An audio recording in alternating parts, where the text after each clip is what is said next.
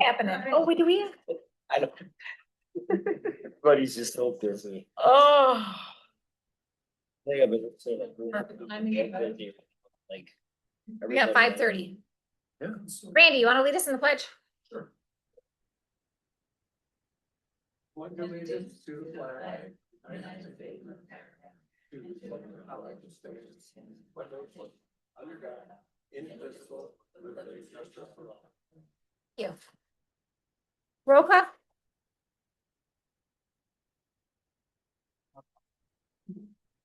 Charles Wiltie, Present. Craig Scott, Here. Jenny David, Here. Roger Mayhew, Mark Serbrook. Second. Okay. We'll be in a second. Any additions or corrections, commissioners? The None? Administrator has one. Go ahead. We removed the SRO contract due to legal going back and forth with the school. So we removed that from the agenda tonight. So we're gonna remove I. Is there any other additions or corrections? That's it. We do have to vote tonight, correct? We have to vote on one resolution that would be the MERS tonight, and that is so we can get the early bird special for registration and not pay any more for fiscal responsibility. You updated the agenda on the packet. I did. You have an old one because it's not on the new one that is printed. I got this morning. Tom sent it to me this morning. So it's. I have it at K. Oh, then nope. You just printed new ones. There you go. Oh, So you don't have to take anything on. what's changed on it? We removed the school resource officer's contract. Oh, because nice. We just legal got back with us about, we just need to front something. Oh, fantastic. Okay. I do have a couple things, but I'll make it under my commissioner comments, so I don't need to add that to the agenda. Anything Commissioner Serbrook to add or change? No. Hey, any public comment on agenda items only? Any public comment in the room? Any public comment on the phone? Item 4, discussion items. Randy Booth, Equalization Director, discussion on GIS data sharing. Hi, Randy. Good evening. Evening, Randy. I believe you all had a copy of this in your packet, and we've been sharing our GIS information with the state of Michigan since 2018. They use our address points and the road center lines, and it's available free to anybody in a statewide database. And they give us the aerial imagery that we use in our GIS in exchange for that. They fly over every 5 years with 12-inch imagery. They're looking to expand that, and so that's why I'm coming there. They've come up with new agreements and allowing more of the layers of our GIS database to be open source for the public to use for free, and it'd be on a statewide repository. Then anyone could search it through the state of Michigan instead of contacting us to look at it. And I think it's a pretty good deal. We used to sell some of our GIS data, but we probably haven't sold anything in 5 years. Even when we did, it was like $84 is what we got. It's more time consuming to do a backup and do it. We've never done one since we went with Amalgam for our new GIS. But I'm asking for permission from the commission to allow me to sign the updated contract with Michigan Department of Management and Budget. Questions? Commissioner Scott? No cost, right? No cost to us. Commissioner Wiltie? No questions. This sounds good. Commissioner Serbrook? Good. Thank you. Now, do the townships have access? Did you have any questions? No, go ahead. Do the townships have access to this? Can they? Yeah, our GIS is actually tied into our county BSNA program, so they can look up parcel information from GIS, or they can log into our website and access our GIS.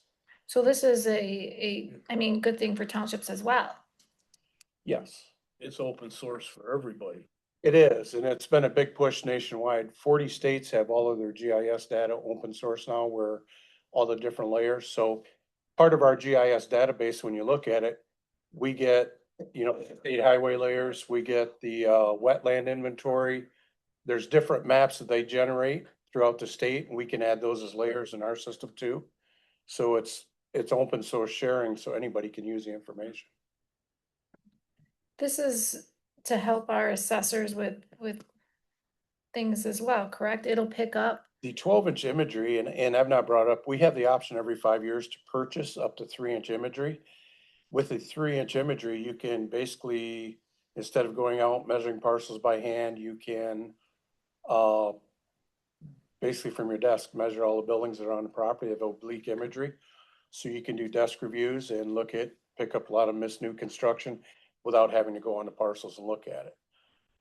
It's still fairly expensive with this new format. The cost has come down, but our GIS, we're still working on getting all the parcels information updated, so we're not there yet, but I would hope the next 5 years, we might be asking for some money for the oblique imagery. Right now, the state provides 12-inch for free, which is still, you can see if a building's there and you can measure it. And if 5 years ago it was vacant land, you can see, okay, there's something there that wasn't there so the assessors can use it as a tool to look at their information. What's the what's the year contract? What year? I think it was, How long? Is it annually? it doesn't say. I think it's just a kind of a permanent contract, like we did in 2018, and it's just now they're revising the contract to include more information. Okay. Questions, comments?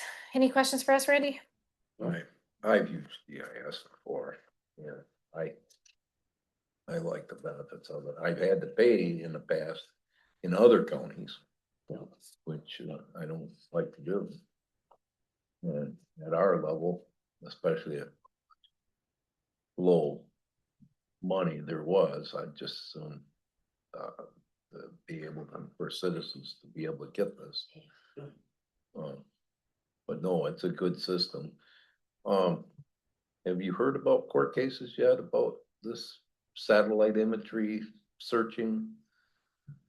Not specifically about satellite imagery. I know there's a court case out there because somebody was using a drone over property and they've sued, and there's some things like that are probably be settled in the next couple of years in Fourth courts. Amendment? Yes. Yeah. Okay, just curious. Thank No, you. I'm fine. Let's go So ahead. Randy, you're gonna get the contract, so you can do resolution for next week. Yes, I'll get with them and make sure they've got the contract ready and Okay. hopefully have that for the next. Great, so thank you. Thanks, Randy. Thanks. Thank you. Okay, guys, next we have 3 interviews. We have 2 for the emergency manager and coordinator position, and we have 1 for the bailiff coordinator position. We have questions. I believe our administrator passed out copies of everything. I'm gonna ask the questions so that we're able to take notes. And then at the end of the interview, I will ask each commissioner if they have any questions they'd like to ask or any other input before we excuse the candidates. Okay? You guys good with that? First we have emergency manager coordinator Ryan Wilkinson. Come on up, sir. Okay. I'm Jenny. Nice to meet you. Hi, nice to meet you. Thanks for coming. Yeah, absolutely. So I think we all got a copy of his experience, resume, application. It was I printed it off. It's on our iPads. Please describe your experience working with an emergency operations center. And what was your role? What types of incidents did you respond to? And what was your primary responsibilities? Yeah, so quite in-depth experience, right? I came from a local emergency management background, 9 years split between Livingston County for just a little over a year. And then I did about 7.5, almost 8 with Eaton County. With Eaton County in specifics, I was the EOC director for any sort of locally declared disaster or major disaster declaration that was given by the president. Went through 3 of those. In my 7.5, almost 8 years with Eaton County. Again, primary role being the EOC director, so coordinating all the different agencies, departments, partners that come in to try and help solve problems. That's what an EOC does, is solve problems and coordinate across multiple different functions of different agencies, departments, private sector partners, nonprofits, and so on.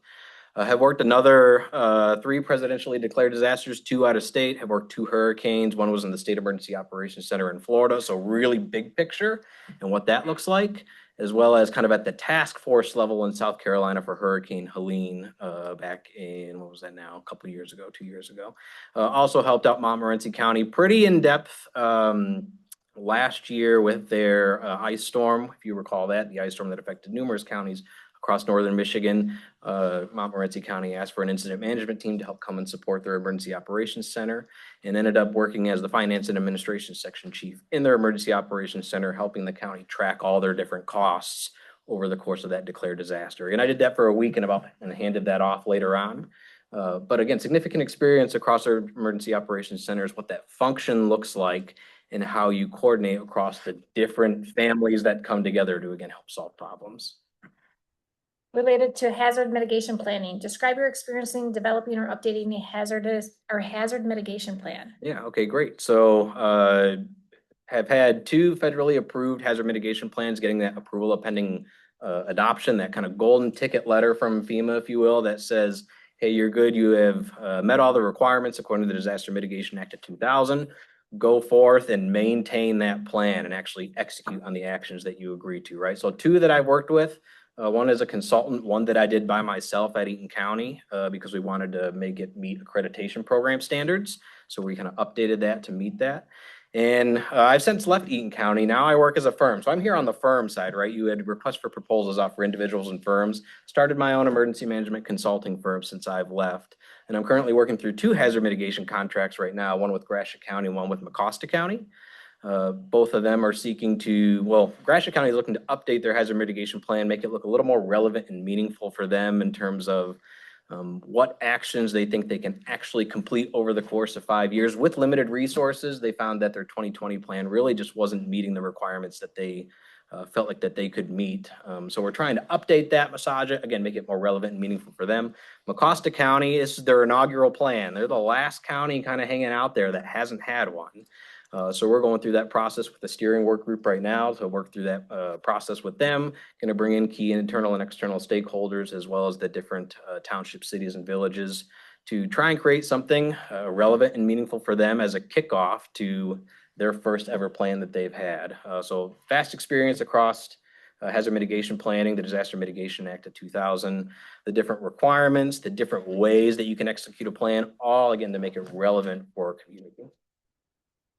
Active assailant training. Tell us about your experience planning, coordinator, or participating in active assailant training or experience. Yeah, so back, I'm in the Lansing area, so there's a Tri-County Active Violent Incident team that we were heavily involved in, coordinating across different fire, EMS, law enforcement, as well as central dispatch partners about what that looks like if something were to happen within the Clinton, Eaton, and Ingham area.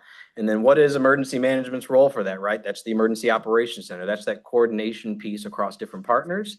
That's trying to acquire resources that maybe can't be fulfilled locally, whether that's mutual aid agreements with other counties, whether that's state assets, federal assets, whatever that may be. Significant experience, again, from the coordination standpoint from an emergency operations center. Also tactical experience as well. I am still a part-time firefighter and EMT with a fire department just north of Lansing. So I can also be boots on the ground, entering a building if I have to as a part of a rescue task force and what that looks like according to our emergency medical protocol. So kind of a wide breadth of experience, right, in terms of what that looks like from that 10,000 foot, 20,000 foot level of an emergency operations center versus that tactical execution on the ground, if you will. What lessons related to that were learned or improvements resulted from the training? Well, quite a few things. First, I think from my standpoint, understanding what the Emergency Operations Center can bring to the table and how it needs to be utilized across different partners, particularly the Unified Command Team. Sometimes the Unified Command Team gets, kind of that narrow scope, if you will, and they try and solve all the problems themselves. There's ways that you can push problems, I don't want to say off to an emergency operations center, but you can push things that doesn't need to be a unified command focus onto the emergency operations center. And this is how, again, the emergency operations center can work hand in hand with that unified command team to provide them the resources and kind of take the lift off their shoulders, if you will. Again, that's a big piece. That was one of the main pieces that they found, at least from the umbrella that I sat, and how we can get different assets to you. Other small things that we found, right, making sure that we're sticking to Tri-County Emergency Medical Control protocol. Sometimes we were deviating from that, and it's like, well, no, we have our protocol in place, right, which does have the full force and effect of public health law. There are things that we need to try and stay here in terms of our lane, with the understanding that there's going to be some deviations based on the situation at hand. So some little things like that, policy, procedural stuff. roles and responsibilities, what different players can bring to the table in terms of assets and resources. It's constantly evolving, right? That's a really tricky and complex hazard that we're having to deal with all around this country. But it's always something that needs to be learned upon, reviewed, trained to, and then certainly exercised as well, actually going through those motions to make sure we understand what the roles and responsibilities are, and then tweak from there. Leadership during an emergency. Describe an emergency or disaster where you played a leadership role. Like, I want a specific. So the last federally declared disaster that I worked with in Eaton County, right, was just a few months ago from April. Was the EOC director for that. So that is the person in charge of that coordination piece with different partners. We brought in affected township, cities, and villages to the table. We had a community leaders briefing. We explained, hey, this is what we're seeing. We think we meet the threshold certainly for a state disaster declaration. We also think we can go beyond that for a federal disaster declaration. That's all coordinated through our office as the Emergency Operations Center, right? We have the contact list. We understand how to bring these different people to the table. That was my role as the EOC director. Just within the last few months, was able to execute on that and get a state disaster declaration through Governor Whitmer's office.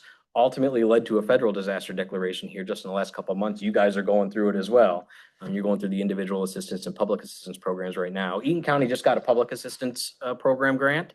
So unfortunately, I left before we started really gathering some of the data on that and what that looks like for some of the partners that were looking to recoup some of their lost dollars. But I was a part of kind of those initial conversations, that initial data gathering to make sure we met our thresholds to take it to that next level, which we were able to achieve. When that occurred, how did you communicate with the elected officials and the public? A lot of different ways. So I'm a technology guy, right? And sometimes, especially with these very rural township, cities, and villages, right, it can be a little bit hard to bring these people to the table when they have other day jobs, that kind of thing. We do rely heavily on digital, or I did rely heavily on digital collaboration tools, virtual meeting platforms, as well as in-person settings to it, right? I think there is something to say for face-to-face. But bringing those people to the table, again, proactive communication, making sure that people understand either this is where we are in this step. Here's what the next step looks like. Here's what the next 2 and 3 steps look like down the road. As far as the individual side, try and gather that damage assessment data, right, to see if we meet different thresholds for that individual assistance to try and get people costs recouped in terms of those uninsured or underinsured losses. That's a lot of social media communication. That's working with our news partners, WILX, TV 10 out of Lansing area, WLNS TV 6, Fox 47.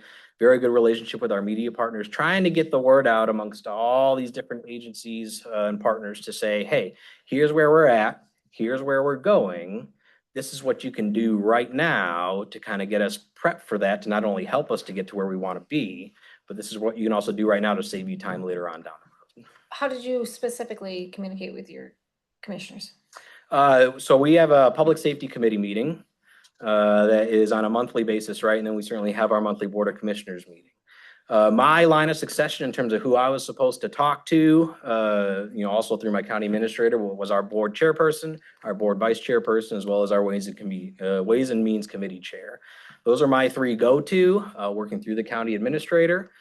To declare local states of emergency, to move forward with a governor's declaration for a state of emergency.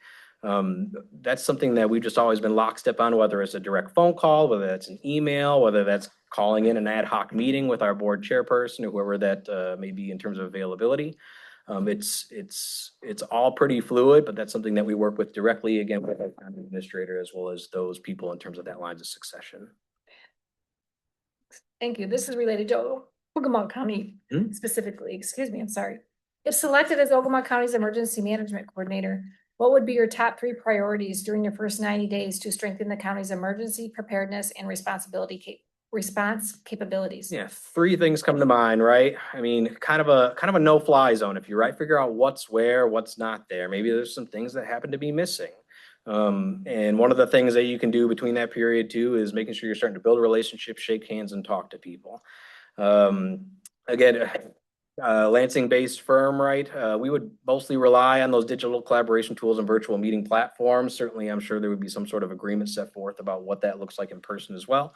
But we would start to do that right on day one, right? Starting to build relationships and meet people. Second, what hazards are reasonably likely to affect Ogemaw County? Threats and hazards, I should say, whether that's natural hazards, which is largely what we deal with here in Michigan, as well as those human-caused hazards or even those technological hazards, those kind of failures of systems, if you will. What could reasonably likely affect us here in Ogemaw County, as well as the consequence analysis to things like the public, first responders, the economy.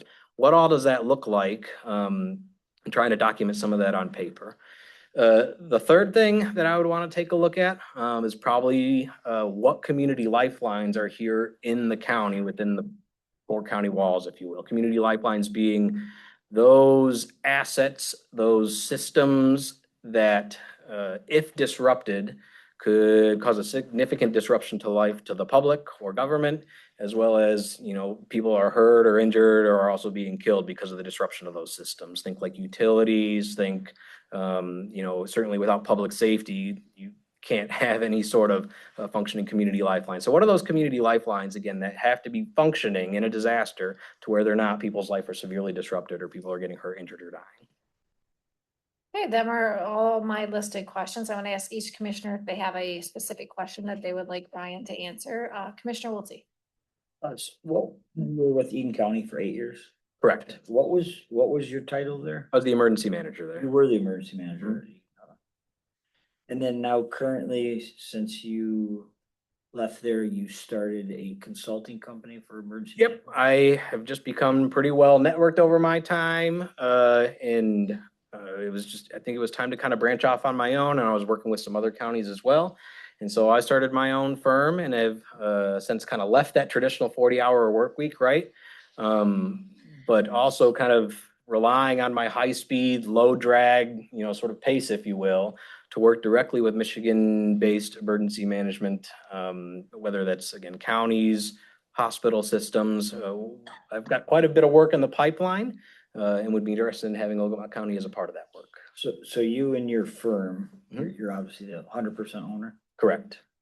Do you currently have a contract with any other counties that you are the emergency manager for? Not the emergency management force specifically, no. Consulting services for other things. I have 2 hazard mitigation contracts right now, as well as working through a hazard identification, risk assessment, and consequence analysis for another county, and have a few other RFPs out there in the pipeline for some others. So For say, services. so say if you would become Ogemaw County emergency manager, you and your firm, Mhm. you are looking to build that company, so you're gonna be looking to become emergency manager and your firm in other counties as well? So the way this RFP was written, it seemed kind of unique, right? This was for emergency management coordinator services. To the best of my knowledge, I think you're the only county that has said, hey, we want an individual or a firm to put in for an RFP based on, to be the actual emergency manager for a county. That's not something that I've seen before. Most counties already have somebody appointed through Public Act 390. But your RFP was actually for potential firms to apply as well, which I haven't seen before. Not to say that that's not something that other counties may go towards in the future, especially as, there's still some kind of financial difficulties across the entire state and what that looks like. But to my knowledge, this is the first county that has reached out and RFP'd your emergency management services. And that's where it kind of piqued my interest to say, maybe this is something that I could help you out with. Commissioner Scott. Well.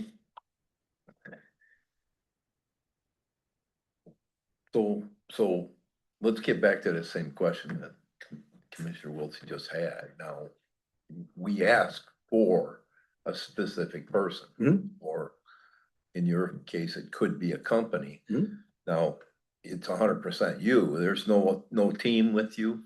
So depending on the size of the contract, Right today. Yeah, right today. Just you. Depending on the size of the contract, I'll 1099 somebody, but this one's pretty small in terms of the compensation package, so it would just be me. Yeah, because we're not interviewing for you to 1099 someone. Yep, nope, this would be me. I just want to know who's coming along with you. Yep. Right today, it's nobody, it's you. Yep, your threshold is But low you're enough not that it gonna- would just You're be not me. gonna live here. I am not gonna live here. You're gonna live 100 miles away. 125. 125, thank you. Mhm. Okay, what counties is it that you, you were talking with right now? Currently working with Mecosta County, Gratiot County, and Clinton County.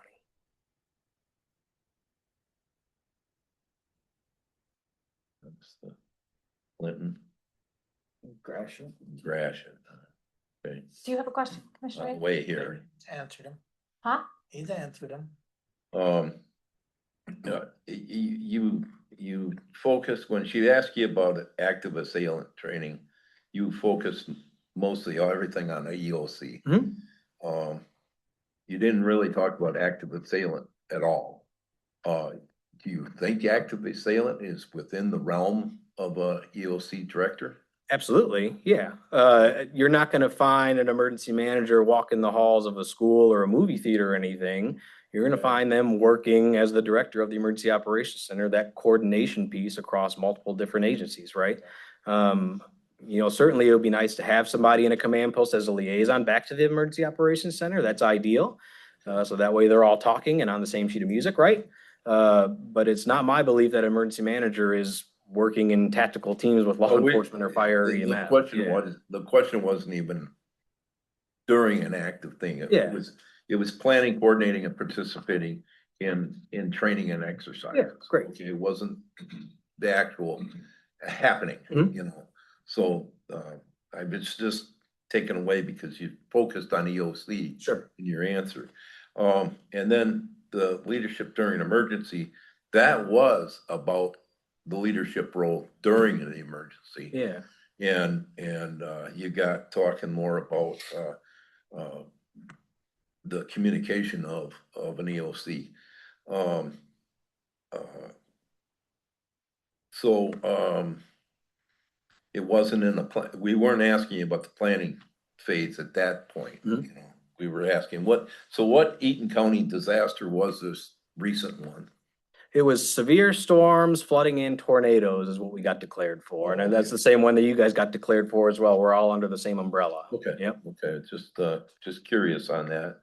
And then, as far as the specific question about Ogemaw County, what do you know about us? So pretty rural county, right? About 20,000 people in terms of your community profile and your population. Response agencies, I know you got 7 fire departments, 3 law enforcement agencies, 1 being the county agency, right? As well as a county-based EMS system. That's your first responder piece, right? I had mentioned in my one answer, community lifelines. That's certainly something that I want to take a look at. What are the things here in this county that, if not working, are severely affecting life? I have to do some more research in that and what that looks like, right? But that's a part of that first 90, 120 days. Because those are the key things that you want functioning in your community, because if they're not, there's problems. Yeah. But certainly would have to build relationships, work across these different partners. And I'm familiar here with West Branch a little bit. I've passed through here many a time, ate at Loggers Depot on my way home. I'm an avid sailor, so I always come back from the Mackinac races and stop for pizza at Loggers Depot. But this is certainly a rural northern. Branch on the way back from Mackinac? Head back down to Little Detroit fancy. area. Yeah, well, actually, we would take the boat back to Detroit. That's when we could trailer the boat, but that's a Oh. whole nother story for another day, right? Well, I mean, Yeah. when you live in Bath, I would take 127. Yeah, right. Yeah. No, this is heading down to the Detroit But area. then again, if you're lost, I mean, I get it. Yeah. Okay. So Rick, do you have any questions? Everything's been asked and answered. Francine, do you have anything to add? Just in process to go back to the active assailant training. So how does the EOC director, manager, for lack of a better word, how do they activate training and get involved in active assailant training? Well, it tends to be driven by your law enforcement partners, right? So that would be some communication with, the sheriff's office as well as West Branch, and I believe it's Rose City PD, right? Largely driven by them. I'm sure your county-based EMS system has a large hand in this as well as your fire departments. First meeting them and building that relationship, right? This is who I am. This is what I believe that this function should be, and this is how I think I can help you in an active assailant situation. Here's what we can do for training as well. Whether that's, I got the tactical experience as well, so I can help with that if needed. But as far as inserting myself into the training, right? I mean, making sure people understand what it is emergency management should do, what it is my capability is, and how I think I can help you as the boots on the ground personnel. And then I would also be interested in taking what that second step looks like, right? I'm a big believer in exercise. Training is great and it's important, and you got to train, to your policies, your plans, your procedures, but actually testing and validating the capabilities that you have, and then going back and saying, hey, we didn't do that well in this area. That's okay. Let's attack that problem right now through a continuous improvement plan. That way we can be better for the next one. Train to that exercise. It's continuously never ending cycle. And that way, if it is game day, then it's time to execute. Thank you. I have a second question. Go ahead. Okay. If a hazard mitigation plan is expired, how do you tackle that? And what do you do to become compliant with FEMA? So there's a process that you have to follow, a planning process, right? And you have to try and bring all your townships, your cities and villages on board. They have to have an opportunity to have a say in terms of their capabilities assessment and what their hazard mitigations actions are going to be countywide. I'm working with 2 counties right now on that, right? And I always tell them, hey, it's going to be a year at a minimum, and that's if we follow all these steps to a T, right? But certainly having an approved hazard mitigation plan with that APA letter, that approval pending adoption letter through FEMA, as well as working with your townships, your cities and villages, and certainly the county as well, to approve the plan via resolution opens up a lot of doors for you in terms of potential grant programs, potential projects across, whether it's resolutions and ordinances, whether it's infrastructure projects, natural systems protection, different education and outreach. Those are your 4 main categories, right? But it's a lift, right? And everybody's a little bit different. Some counties that I've worked with, in the past as well, some of the township cities and villages are a little bit more engaged than others, but it's about trying to make that opportunity for them to be involved as relevant and meaningful for them as possible, and try and make it sometimes as simple as you can to make sure that you're meeting the requirements, but that the actions that you input are also realistic and achievable for you as well. Again, those are year-long projects to complete, but I've worked through those in the past, and I don't see that being any sort of a significant issue to work through with Ogemaw County. Thank you. Thank you. Thank you, Ryan. Thank you for coming. We have another interview to do, and I'm sure Francine we're gonna discuss after. We'll be in touch. Excellent. Sounds good. Thank you, everybody. Yep. Sure. Next interview we have for emergency coordinator, Mike Bowers. Mike, come on up. Same as going to occur here that we just did. I'm sorry. I didn't shake your hand because I know who you are. Please. Yes, hello. Sorry about that. That's Jenny. Hi, Hi, Yeah. Jenny. Meet you all. same scenario that's gonna take place here. I have the interview questions, emergency operations center experience. Please describe your experience working in emergency operations center. What was your role? What type of incidents did you respond to? And what was your primary responsibilities? Can you please repeat that one more time? What was your role, emergency operations center? My role in the operations center is to be the operations center manager. And I'm also the logistics section chief, the operations section chief, the planning section chief, and the finance section chief. When I open up an operations center, I am generally the only person physically in the operations center. I do my operations centers virtually. The first phone call is to you, Jenny, and the second phone call is to our district coordinator, Chuck Barker. And I inform both of you guys of what's going on. You're primarily for the finance side. If we're gonna have to spend money, you need to know what's going on. And then I use Chuck Barker for advice and to keep him inside the loop, and also to keep the SEOC, the State Emergency Operations Center, in the loop. So if a disaster is large enough, the state opens up their State Emergency Operations Center, and then I'm only the Emergency Operations Center manager, because I use the State Emergency Operations Center for the section chiefs for we call it FLOP, finance, logistics, operations, and planning. What type of So- incidents did you respond to? I respond to incidents anywhere as simple as there's a vehicle accident with a small level of petroleum fluids release, up to the last incident was the flood that we had here in Ogemaw County in April. Just before that, we had the ice storm here in, September, or sorry, March. So to go over a little bit of the ice storm. So we had as much as 7 days without power in some areas of the area.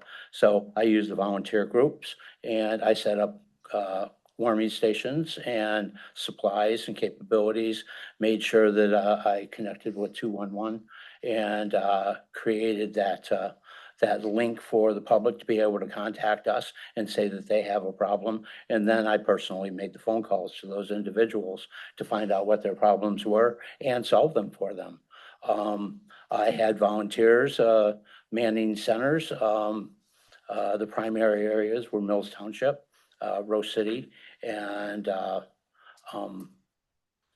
Goodar Township. And there was some problems over in Clear Lake. The fire departments in Clear Lake and Goodar Township, they handled doing the the warming centers in those two locations. And they also did a lot of clearing trees and whatnot. The hazard mitigation planning. Describe your experience developing or updating the hazard mitigation plan.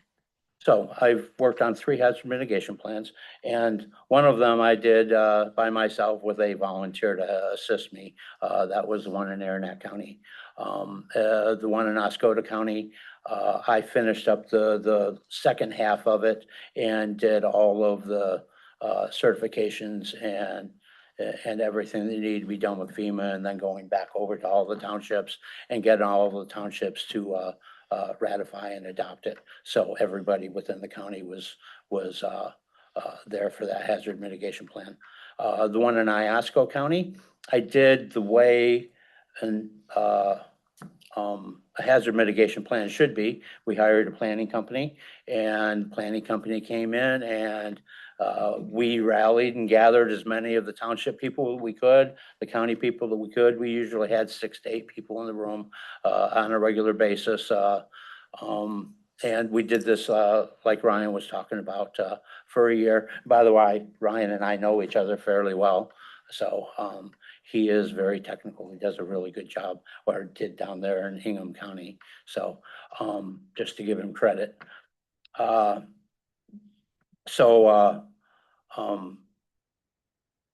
We went through all of the processes according to the way FEMA would like it to be done. Their point for having it done that way is so the people in the community understand what hazard mitigation is and how to look at it, and to be able to plan how to mitigate problems before the disaster. That's what hazard mitigation is all about. You've done 3 of them, you said, Aranac, Oscoda, and Iosco. I want to make sure I wrote them down. Yes, and I've worked for a long time on Ogemaw County's plan, which has been extremely complicated because I started off in 2023 trying to do Ogemaw's plan according to the way FEMA wants us to do it. So in 2023, I applied for the 2023 BRIC program, Building Resilience in Communities, okay?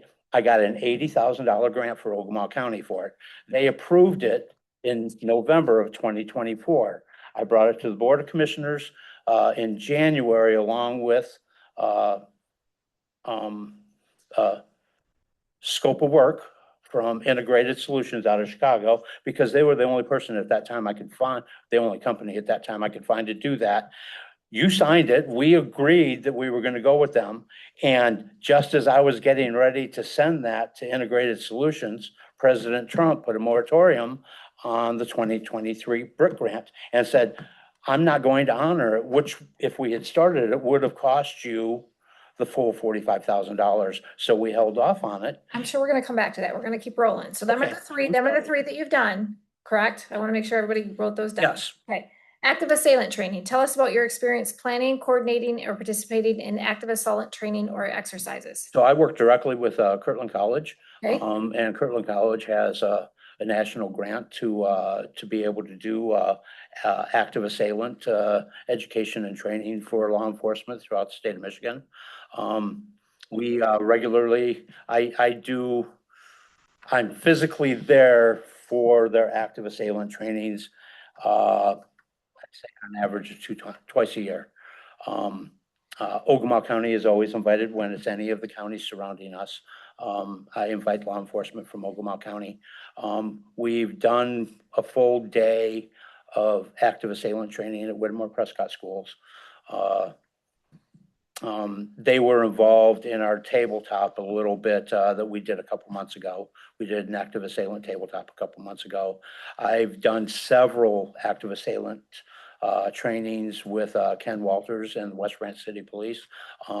He would be like the local expert on active assailant training, with MCOs.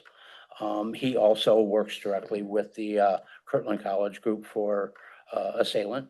When was your last one in Ogemaw County?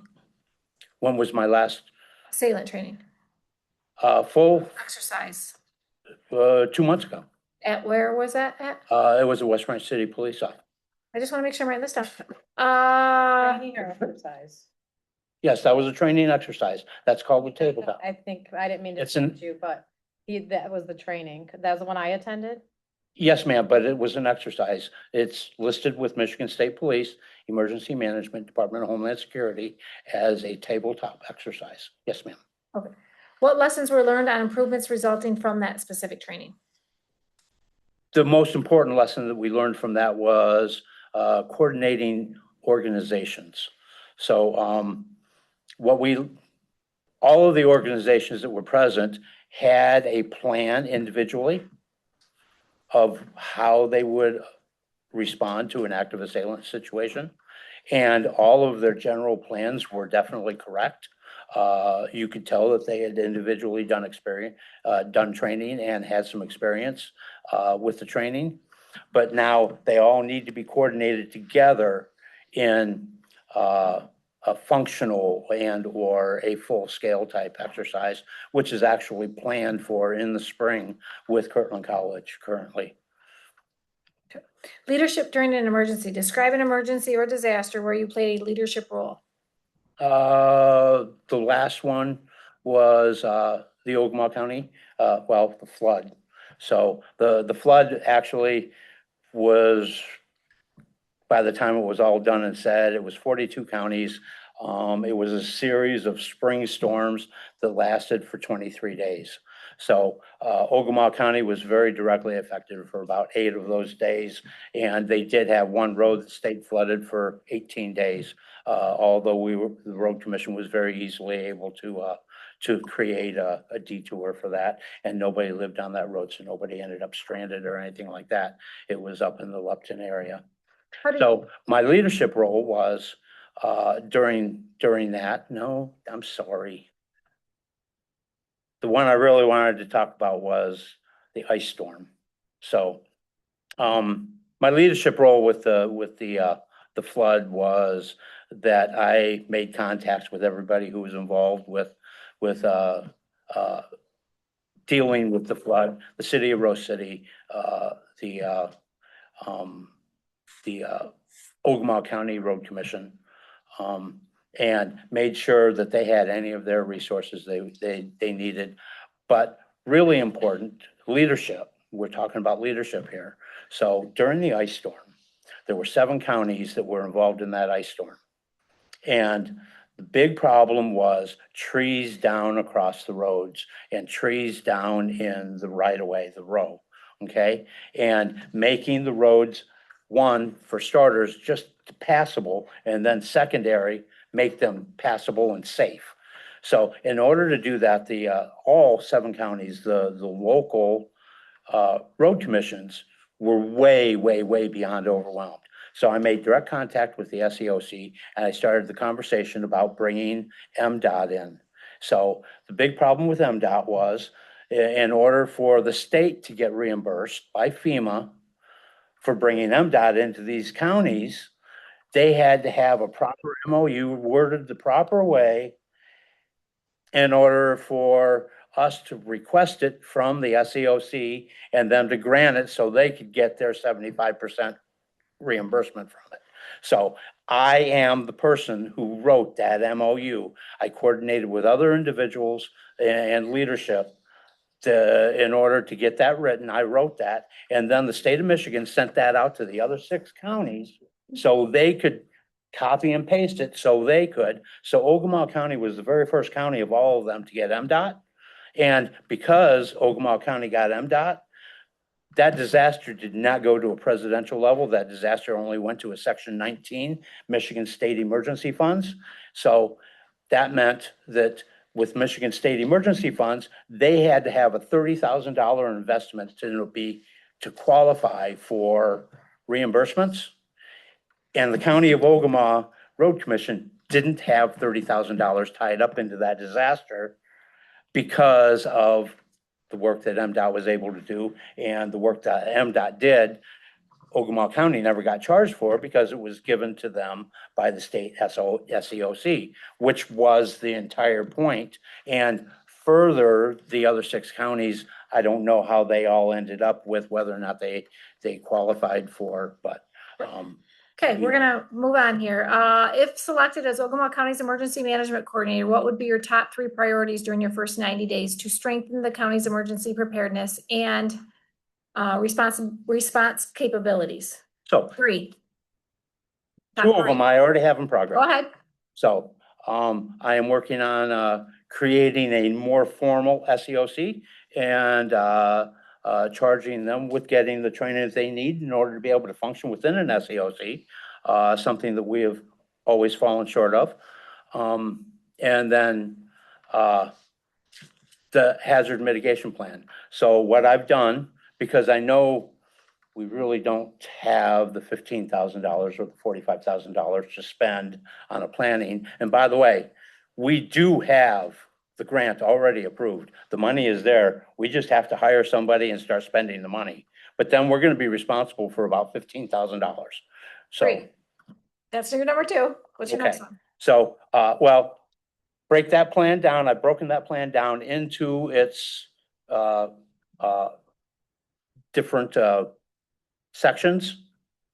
And then by section, the first 6 sections are really all about the demographics of the county. So I'm bringing them all up to the current, Are you on hazard mitigation or are you on your 3rd one? Is no, it I'm on demographics? hazard mitigation, so. Okay, what's your So- 3rd one?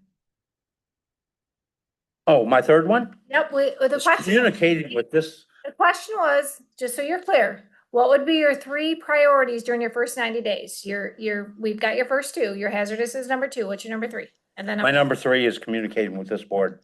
So, for 7 years, I've done a poor job of communicating with this board. And I realize over the last 3 months that, I have to step that game up. I need to be communicating with you guys. My plan from this day forward is to attend 2 of your meetings every month and make myself available before, during, and after for any communications that may be on your guys' mind. And then when I have information individually, to make sure that I get on the agenda so I can come in here and talk to you, on the agenda. I've done a poor job of that, and I think that is one of the most severe mistakes I have made over the last 7 years. Not that I haven't made plenty. we're gonna open them to commissioner questions. Commissioner Wiltie.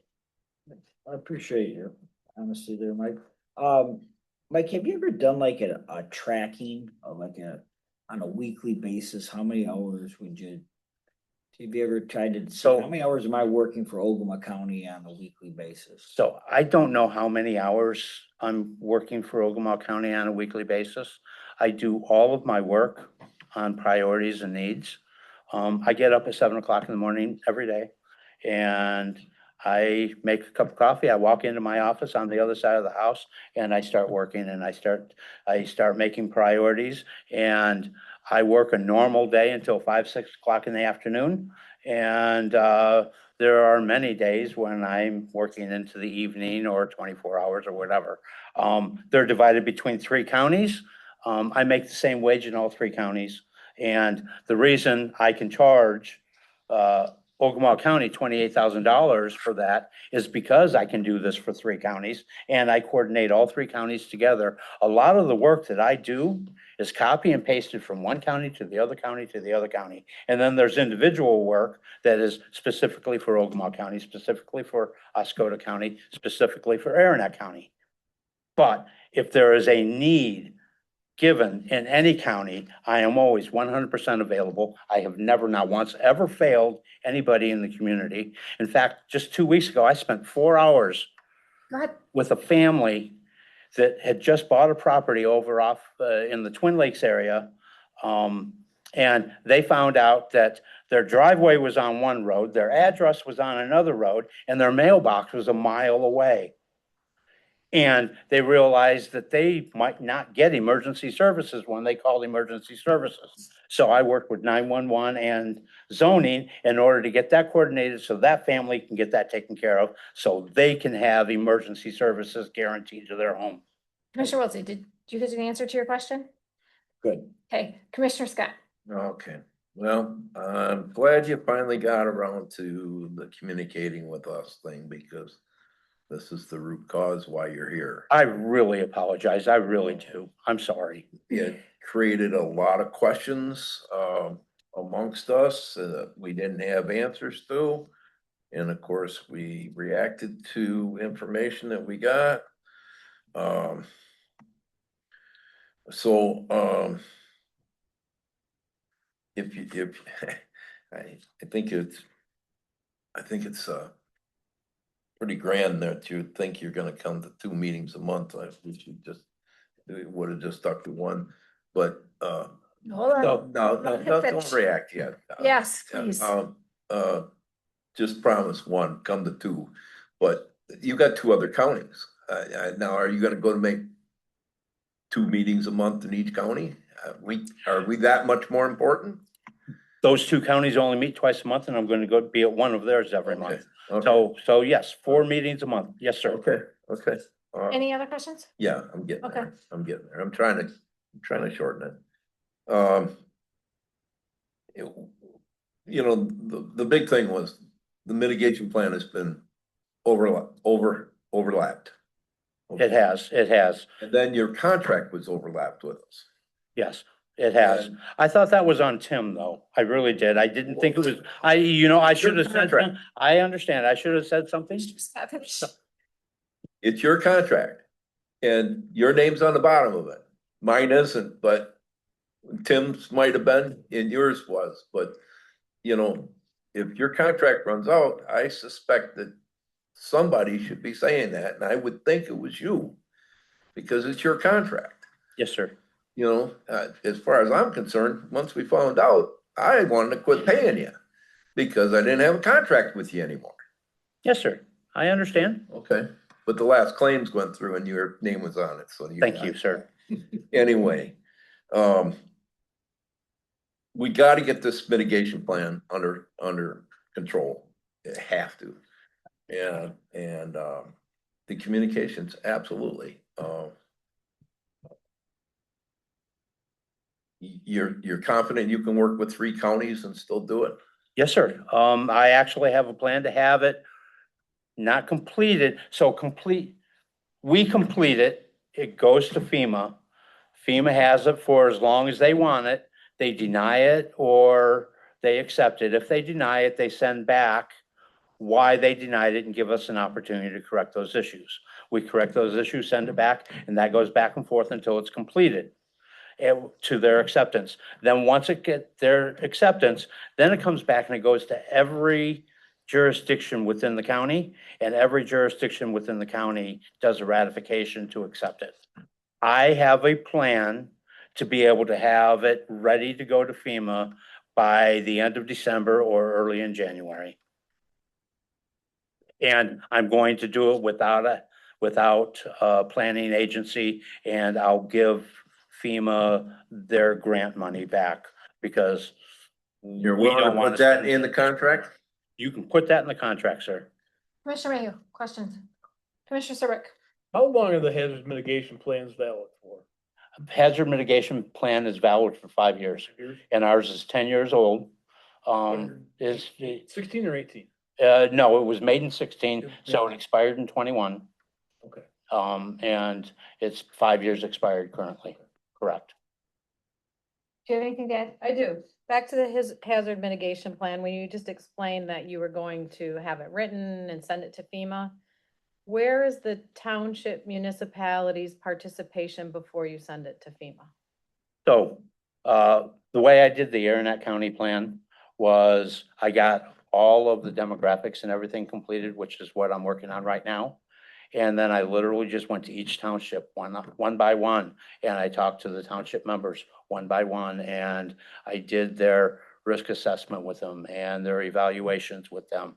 And I helped them with all the paperwork and explained the paperwork to them, so they understood what they were doing, and then they put their signatures on it, and So from my understanding, it should be like a part of an EOC where everybody is collective together. So No, we ma'am. can hear and not individually. no, ma'am. So an EOC is an Emergency Operations I Center. know the difference. I said similar to, not like, I said like the EOC. So you know how when you come together and you talk about, I need to know what Mills Township hazard is as opposed to West Branch and not siloed of what everyone has and then put it in one plan. Collectively in community, it's a hazard mitigation plan for Ogemaw County, correct? Yes, and I have not been able to get the county jurisdictions to come together that way, but I am hoping that maybe with your department's help, I may be able to get the influence to get at least the But you just majority of said them. your idea was you were gonna write it, you were gonna submit it to FEMA, and then the revisions were gonna be done after it was done. No, ma'am. No, you Okay, misunderstood. You misunderstood. So I said that I would write those demographic chapters. And then when we got to the chapters where people identify their hazards that they want to potentially mitigate, and they do their risk assessment, then I would go to each of the jurisdictions and get all of their information with them and have that conversation with each of the When does jurisdictions. the county and the jurisdictions meet together? Because I reviewed the one that's 10 years old, and there was many participants in that of the community, the members, the townships, the municipalities. They came together as a whole for the Well- county for hazard mitigation, So I was part of that, right? and they did not come together as a whole. They came together in bits and pieces over a 14-month period. But yes, they did. Everybody did communicate, which I am saying the same thing. When does the county see it before it gets submitted to FEMA? Does the county get to see it before it's submitted to FEMA before? Yes, yes. It gets sent out to the county and everything before it gets sent to FEMA. When So- is that on the timeline of December or January? December or January. Okay. That would be the last part before it went to FEMA. Okay, and, I guess I can add a comment here. You've been with us for 7 years? I was hired here in 10 days. It'll be 7 years. I started September 1st of 2019. Yes, Okay, ma'am. so you've been here 7 years. Your contract expired how long ago? 4 years ago. It was my second contract. So your contract expired 4 years ago. We just found out with the new county administrator that our hazard mitigation plan expired and is expired in 2021. There's been a few questions along the way, especially over the last, I'm gonna say, couple of years, especially from Commissioner Wiltie is asked some questions, has asked for more communication, especially going through claims and seeing that, that salary, asking in meetings, hours, what your job responsibilities, job duties are. And we didn't get much feedback.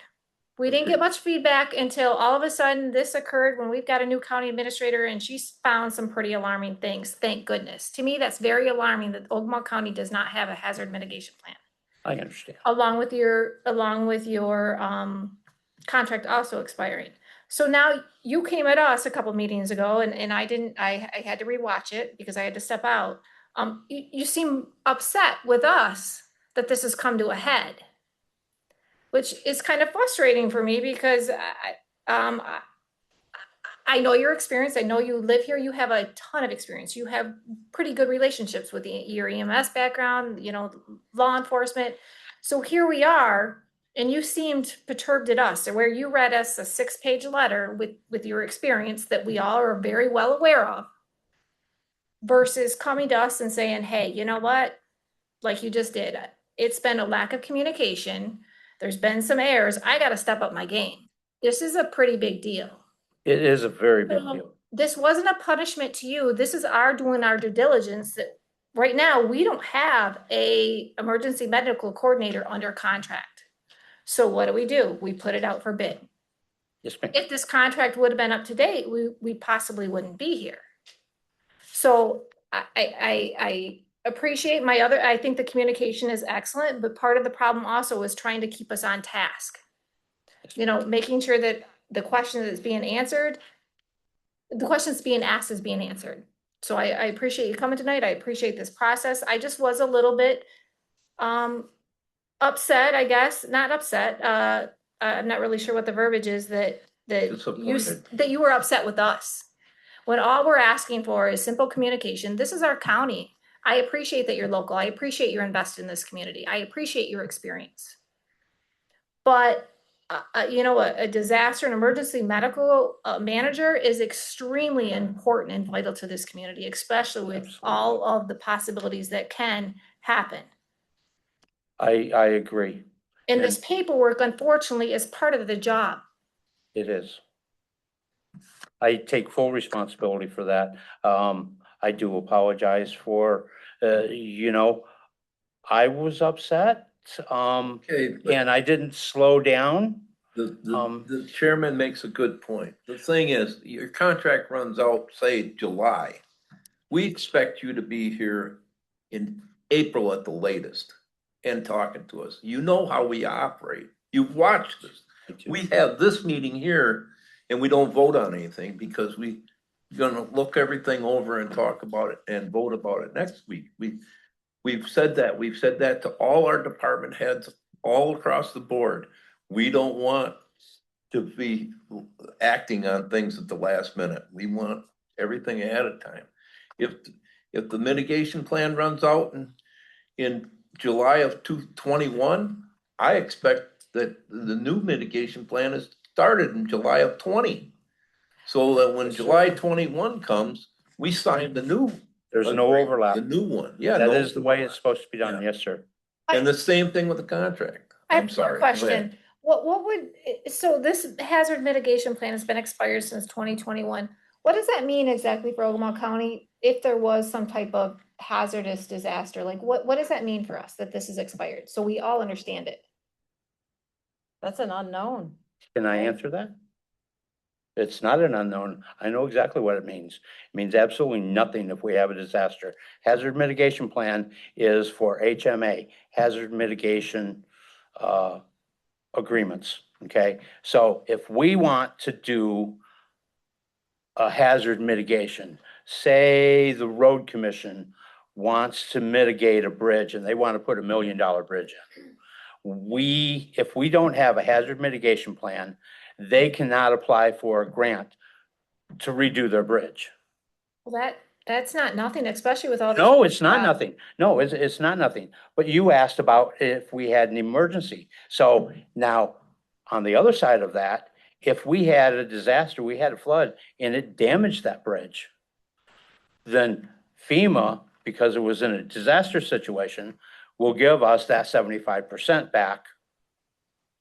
Because it was part of a disaster, they will bring it back to the conditions that bridge was in before the disaster. That's exactly what's happening right now.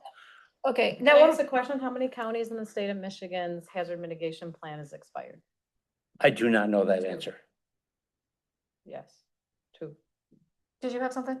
Yeah, if we have one of these disasters and you go there, but you're not under a contract with us. You act like you're the Actually- Ogemaw County guy, but you are not. Oh, actually, I am under contract. So every year in the end of September, Jenny signs it, I signed it, district coordinator signs it, and the director of EMHSD signs the work agreement.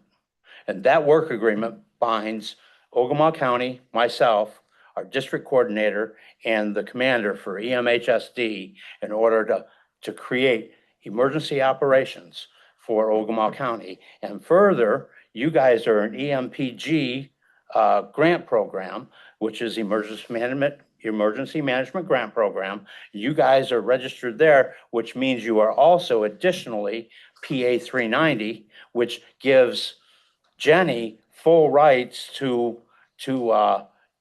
declare a disaster and create an emergency and change regular laws into stronger safety laws to protect the public. So actually, we are not in a contract, but we are in a contract with the larger So, group of the state and FEMA. Liability wise. Even though you have your own insurance. You're a representative of Ogemaw County. Would fall under our umbrella after your insurance, correct? I do believe so. Okay. If you're not in contract with Ogemaw County, that's a problem liability wise for our insurance, It is. which creates a problem for a disaster in this county. Because if you're a representative of the county in an emergency, but not in contract, our insurance liability has a problem of issuing. That's the first thing they're gonna say. Where's the contract? I do The understand. second, job description. I understand that Were too. they within the realm of their job description by Ogemaw County? Which we currently do not have with this, you currently do not have a job description, correct? I had given a job description to Francine. It's a pretty sketchy job description, but the one she put in the RFP is that job description cleaned up very nicely, actually. He does not have a job description with. the That contract. we're right It with is the not one contract. included in. So Okay, we're gonna move forward. Thanks, Mike. Someone will be in contact. We're gonna continue with the rest of the agenda, and then we're gonna discuss these interviews, and, someone will be in contact with you. may I make one last parting comment? I'll make it short. Go ahead. Go ahead. Yes. I will correct all of these problems and I will work very hard and diligently with everybody at this table in order to make these mistakes correct. If you guys give me the opportunity to continue to serve the people of Ogemaw County. Thanks, Mike. Thank Thank you. you very much. Next. Have a great night. You too. Thank you. Next, we have the interview for interview for bailiff coordinator David Hughes.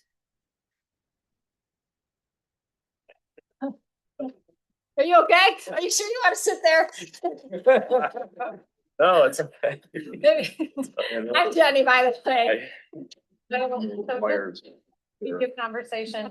We received an application and we conducted an interview on Monday and we discussed conversation and that's why he's here tonight. The interview went very, very well. The interview went very well. Francis. Experience and for security. And it fit in as we talked about, the bailiff coordinator would be 3 days. And to caveat, just not about Mr. Hughes, but I also hired another bailiff yesterday. And we're waiting on his start date. However, it would fit well for his 3 days, some consistency, so he's here to be interviewed. Yes, so this is the second step. Everything went very well with Francine, so I appreciate that. I appreciate you being here. Same thing that you just listened. I'm going to ask some questions and then each commissioner is going to have their opportunity. Leadership and supervision. Describe your leadership experience, supervising or coordinating staff. That was mainly with the county when I worked in Florida for 5 years with the county. I was crew leader there, so we pretty much did everything as an operator there. So yeah, we pretty much did the FEMA and all this stuff, and I watched, trained people that when they came in and kind of made sure that things ran smoothly. So not everybody's seen your resume when you say you worked in Florida for 5 years doing what? I worked there for the county I retired from Ford. Let me back up.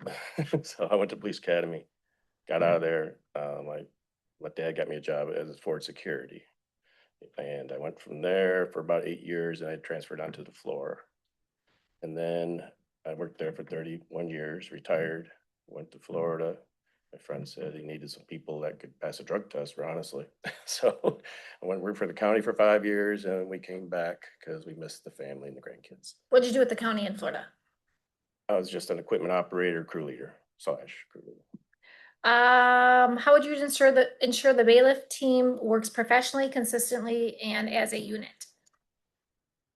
Mainly just, they know their I'd have to research and find out what the policies are here, how you guys run things and everything, but mainly just to be on time, do your job and do what's asked of you.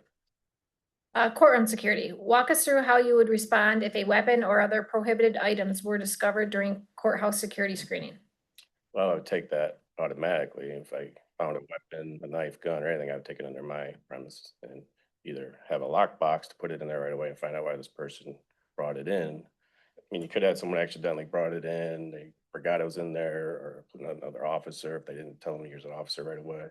So I would take charge of that and take it out of, so nobody can get their hands on it. What would be your priorities and how would you coordinate with law enforcement and court personnel? Say that again. What would be your priorities and how would you coordinate with law enforcement and court personnel? I would wonder if you had, radios were great when we had them at the county. But we could always get a hold of somebody right away, no matter where they were. So I don't know if you have radios here, but I thought that was always a great thing to have for safety and for any emergencies that might come. Training and accountability. How would you ensure that all bailiffs remain properly trained in courtroom security, emergency procedures, active assailant response, customer service while maintaining accountability for performance and policy compliance? I know there's a lot of companies out there that do all these trainings we had them all the time for active shooters, for fire, for storm issues. We always had these companies come in, train everybody. And then usually just whoever be the coordinator, which should be me, and would run the classes once a year or every 6 months. So everybody knew all the emergency issues or any problems we'd have, they would know what to do. Okay, conflict resolution. Tell us about a time and how you would address a difficult employee or resolve a conflict within a team. We had a couple issues with people down there, but we'd take them to the side and talk to them, find out what the problem is. Maybe they had, hard night or something, or, send them home if they were drinking or, or if they had a hard night with drinking and so forth. But yeah, it happened. I mean, Love this. well, he was hungover. He had a bad day and he was arguing with his family. I said, you just need to go home. And we had a friend take him, someone else to take him home. So yeah, it's always take someone aside. You don't want to call somebody out in front of everybody and make an issue out of it. I've seen supervisors do that there, and it was really it was very, very, it wasn't nice. I mean, you need to talk to people on the side. Vision for the position. If selected as bailiff coordinator, what would be your top 3 priorities during the first 90 days? Safety. We always want to make sure everyone's coming to work safe and everyone's leaving safe and everyone that comes here is going to be safe. Second was make sure everybody's trained. That was their job. And third, I'd say everyone needs to be accountable for what they're doing during the day. That's a big one. Okay, that's it for me. Commissioner Wiltie. So that 5-year stretch you were in Florida, Mhm. what county were you with? Martin County, Hey, did you say that you were equipment operator? equipment operator / crew leader. So equipment operator, what were you, type of equipment were you? I got my CDL there. They sent me through school and everything. I could run or any type of heavy equipment that we have there. So you weren't working in courts? No, not there. Not there. I worked for the county, so I was familiar with the way counties work and the FEMA and all the stuff that we had to do there constantly on paperwork. When it comes to court security, bailiffs style work, you don't have any really past experience. You went to an academy. 'Cause you For thought you were gonna be security, a police officer at one Well, I time? say for security, we had to check people coming in constantly and check people going out. We had to make, check, we had areas where things were locked down. So it wasn't, no, not in a courtroom or not, like that, but Did you work security at the company you were Yeah, working at? yeah. That's right, at Ford. And then you went on the floor and did. yeah, then I went to the floor because it was better to get that day shift instead of doing that rotating shift. So that was mainly it, and more money. What's your current credentials? You said a police officer. What is your police academy? Yeah, that was 40 years ago. I came right out and then I didn't even get into a police department. I didn't go. But I know all my buddies are just retired now. And both my sons are in law enforcement, so Commissioner Scott. Plant security, 5 years, right? about 8. About 8 years, okay, okay, great. So, you're talking about, evaluating your people and stuff like that and making sure they're doing their job and Mhm. everything. Do you like the secret shopper kind of thing? Would you have somebody come in and walk through the halls and come back to you and tell you how they were treated? Would you do something like that? Not without the permission of everybody, whatever the policy is. If our administrator said it was okay, would you think that would be effective? Sure. I think that would be good. I had a buddy that was a security for a nuclear plant down there, and they would try to do that constantly to them. Okay. They would send the military in there and try to break in. He said, you're always trying to catch them. You have military experience? No. Okay. Commissioner Mayhew. Have you heard anything about us? No, I moved up here in December, so, Okay. and then, You're gonna take this and you're gonna be liable for all people under you. yes, and that's fine. I mean, Yeah. and I'm not saying I'm a bad thing, but as far as I understand, you're gonna take the job, and if you have trouble, you're going to her. Sure, yes. When it comes to us, it's gonna be you. Mhm. I mean, if you got somebody over there messing around, it's not gonna be him. You're gonna bring it to us, correct? Yeah, whatever the chain of command is, once I learn it, yeah, and find out, that's what I need to find out. The problems we had before, Okay, accountability. accountability, yes. And no, I'm just, you know that we understand it, it ain't you doing it, Mm, but you're supposed to stop it. yes, We don't want it coming to us. for sure. Commissioner Serbrook. You said you have two sons that are in law enforcement? Yes, one just came back from Colorado, took a DNR job, officer, and the other is in the city of Boulder. He's a police officer there and just made the SWAT team. Oh, wow. So, Commissioner, Francine, do you have anything to add? Yes, I'd just like you to share when we talked about what, if you had to do building security, tell me what that looks like for you. building security is usually checking all the rooms, the bathrooms, and especially after, once we're supposed to be closed, or even before we're opening to check, make sure nobody stayed the night or tried to stay the night.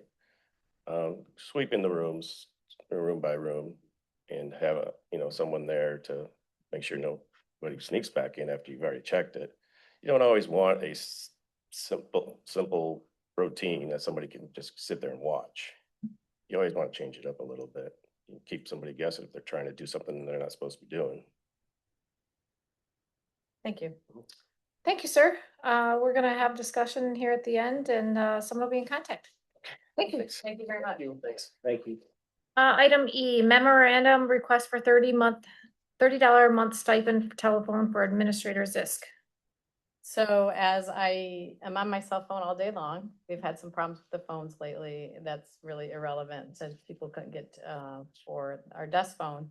But instead of getting a phone and changing my number, which would cause disruption probably for a lot of people to get a hold of me and be very confusing, I'm recommending the $30 a month, which going over and learning the budgets, that's primarily what is given to many people in the county. Comments, questions, Commissioner Wiltie, Yeah, that's fine. Commissioner Scott, I'm fine with it. Commissioner Rayo. Commissioner Serbrook. It's very fair, yes. Yes, I get one through my work as well. I'm on call every so often, so this is standard. It really truly is. And unfortunately, she calls me very often. Very often. Call that unfortunate, she's keeping you in the loop. I know. Sometimes. That's a she'll good do- thing. She knew what I meant. Know the difference between hello and what's up? Yeah, yes. I don't even realize it. Item F, memorandum for Ogemaw County Treasurer for transfer of Fund 301. Nicole, do you want to come on up?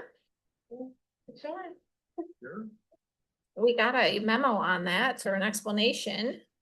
It's pretty simple, it's pretty straightforward, but do you want to brief? Yes, could I? Thank you.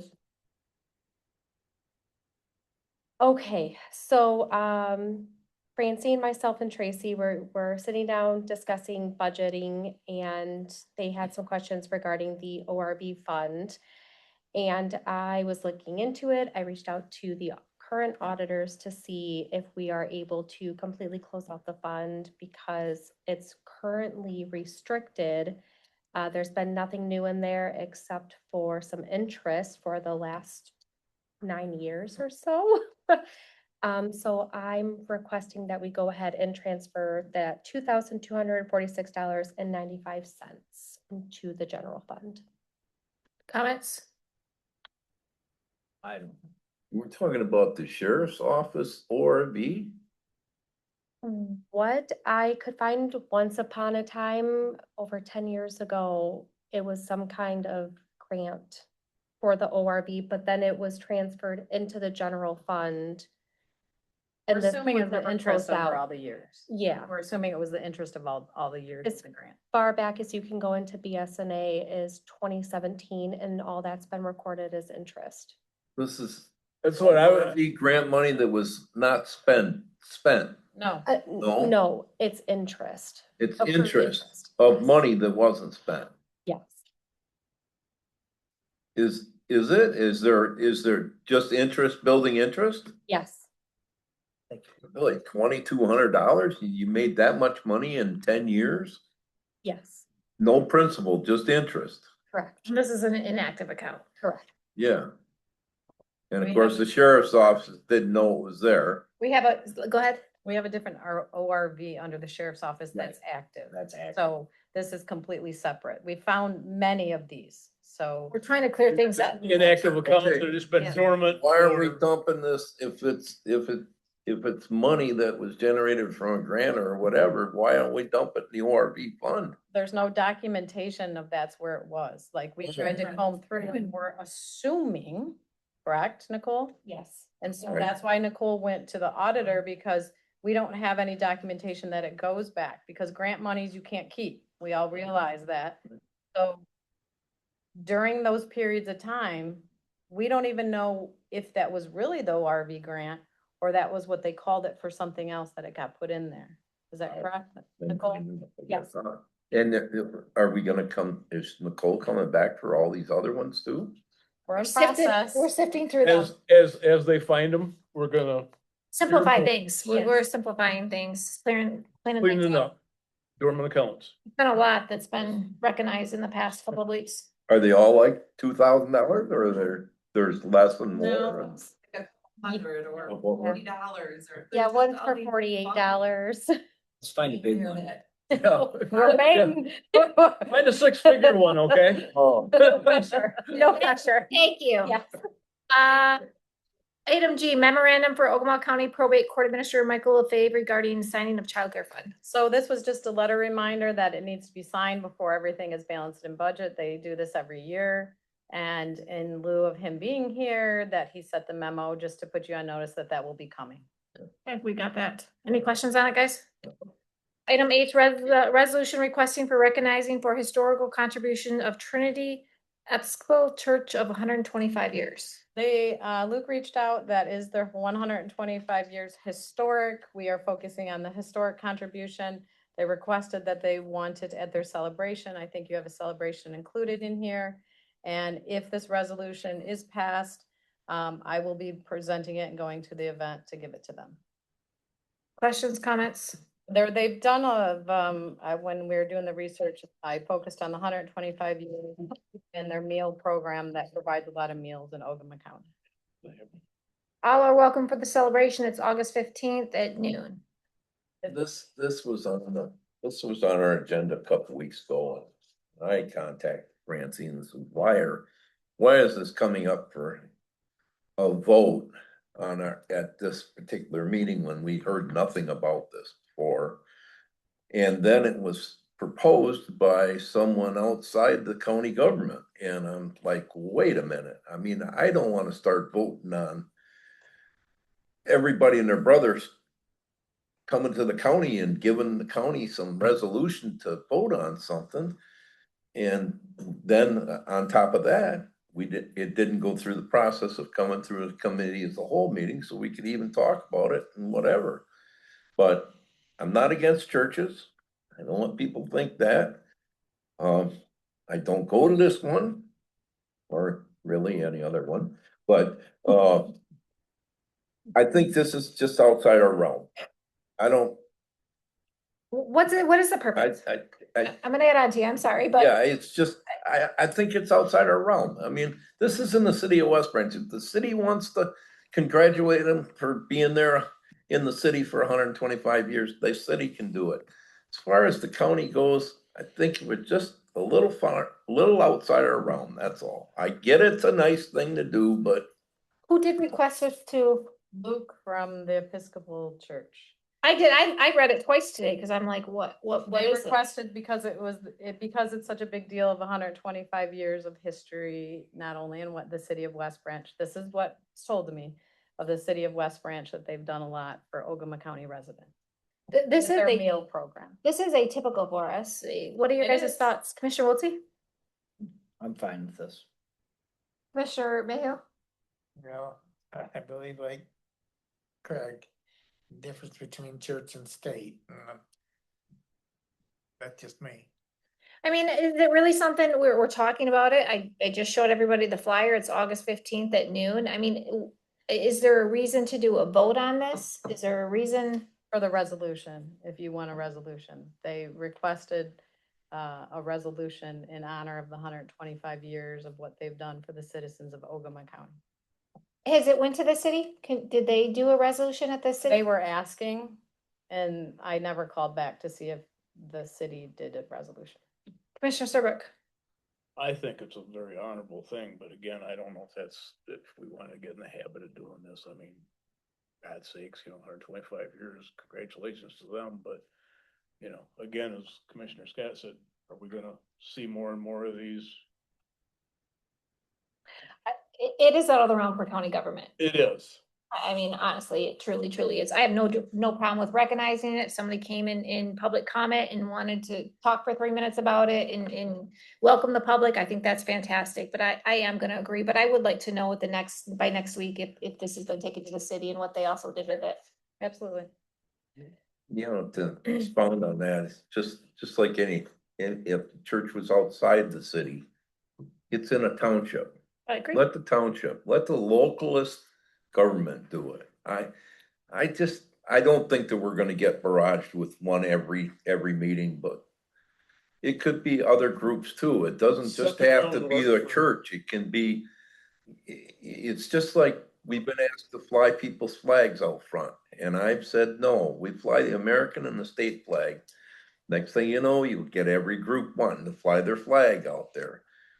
The county takes care of the county, Okay. Annex square footage map, and map of rental space. So it was requested that we do a rent analysis, and I've been working on that. I contacted two local real estate people, and it's really all over range, right? Some people do square footage. It's usually by what the space you have. Typically, businesses, when they rent space, they also have to pay for their own phone, lights. That doesn't come in a package deal. So even if we're talking about a low amount, so depending upon what the commission wants to do, if they want to charge per square foot, because that's when I've talked to some people, that's how they can assess the value of what rent should be. Brian Stein did this map, as you can see, of how much space, because we do have a big discrepancy of what space people have over there. And they're all being charged the same amount of rent. So the average rent, and you have to know that it goes through $1,200 to $1,700, but those don't include the amenities that people are getting at the annex building. So this was a start for what you wanted, because again, real estate had told me it's really hard to judge. There isn't a per square footage, there isn't an average rate. It just depends upon what the space, depending upon if it's storefront, if you're on a main street, and how big the space is. And again, it doesn't include any amenities. So I thought this was the best way to look at it. As you can see, we have big discrepancy in what MSU has compared to housing. Is that equitable that they should be paying the same thing? For the difference of square footage? That's a large amount of difference of square footage. Thoughts? Well, when we first did it, we just split up. There was three groups in there and we split it up. But the thing is, but the general fund was still paying for a lot of stuff. There's no general fund use in this here. Other than maybe once in a great while, we might have some kind of employee meeting in the training We're still conference. paying for the electrical bill. Well, we pay the electrical out of general, but Ryan operates and he is part of the general. He's the only office that is in the. Okay. Well, when you said amenities, what exactly did you mean? Well, when we just redid housing's contract, we specifically put in there that we're not going to be paying for supplies and copying, right? So there's a system we've been working with MSU so they can charge people for copying over there. We met with, when we met with them about the budget, they have a system where they can program in where everybody will be billed for the copying. Because I think some departments were using an enormous amount, the paper just goes, right? And so we have to recoup some of what we're paying that the county can absorb everyone's paper. So they're able to bill it in and charge people for even their copier paper. But they don't pay for their own phones. We pay for those phones from the general fund. We pay for the electricity. So that's what I'm talking about, amenities that would be your amenities in your bill. If you rented down the street and you paid $1,200 of rent, you would still have to pay that phone bill. You would have to pay the electrical bill. You would have to pay all of that in those services. So when you just said nothing's coming out of the general The fund, water bill. were you aware of that? Well, Toilet paper, I don't need that. bathroom. I know all does It's come out of, It's a big thing around here. And so we. I know it all We comes go out of through a it. lot of supplies. I mean, I don't mean to be comical, but I have to compare rates of toilet paper and garbage bags. Yeah. Every 2 weeks. Yeah. Well, I don't mean that nothing's being paid for out of it. What I mean is, there's no work in these offices except Brian Beater's little desk in the little room that he's got. Other than that, all these other entities are not doing things for the general fund, general operation of the county. Now, the building department, they generate their own money to pay for their operation. We don't take it out of the general fund to do that. MSU is a whole private organization. 911 is a private organization because it's an authority on its own. I'm just saying that figure out how much it costs to run the whole building and they can split it up. I don't even have to split it up, but something should pay for all the operation of that building, other than our general fund. I agree. I agree with what you just said, but it is our responsibility to come up with the amount. You tell your renters how much they're gonna pay you every month. I would hope so. You tell them they're gonna Well, pay their heat, the electric. If I have to pay their heat and electric and everything else, I'm gonna get enough money from them to do that. Right, so we have to come up. We'll keep paying keep paying the bill, but they better reimburse us what the cost is. Well, we'd have to get those new contracts into place within the next month. Correct, because we're doing our budget. Yeah, well, And or we make an amendment. from a 911, it was brought up at the last meeting that we are having discussions about possibly increasing rent, and they are aware, and they were kind of anticipating it. They were. It's been the same for 6 years. MSU was anticipating it as well. So Yeah. Commissioner Wiltie. Yeah, I mean, I think we just find out what the total costs are. I mean, those are built into the monthly rent costs, and we make sure that those overall costs between the entities are paying what it costs for us to run the annex. I do know, because I have been in commercial and residential real estate for a long time. If I had 600 square foot over there and I was paying the same as somebody that had 1,200 square foot, I wouldn't agree with that. So I really think that we do need to look at the players that have more square footage and they should be paying more. Commissioner Mayhew? What? Commissioner Serbrook? Figure out how much it costs to operate that building, divided by the number of square feet, and just say This is X number of dollars per square foot. In MSU, you are utilizing so many square feet. Housing, you are 911, you're using it, and just so it pays for it. We gotta at least be covering our costs here. Exactly. And we're not. That's what I'm saying is, Common sense. the minimum. Correct, I agree. So can we make sure we put this on for next committee of the whole? Sure. you guys, you and Tracy can collaborate, come up with bills and. Sure. Figure out how much money it costs to, per month for that building or for the entire. How we're gonna figure out toilet paper. Oh. I'm sure she can come up with an estimate. I have office supplies and toilet paper all covered. Don't worry, garbage bags, I You- know. You take it by the number of employees per group that's in there. The MSU has X number, 911, and then just divide your toilet paper cost by the number of personnel. No, and. I mean, sir, you know, I mean, if you wanna get down to it. yeah. Toilet paper, soap, and garbage bags are the talk every week.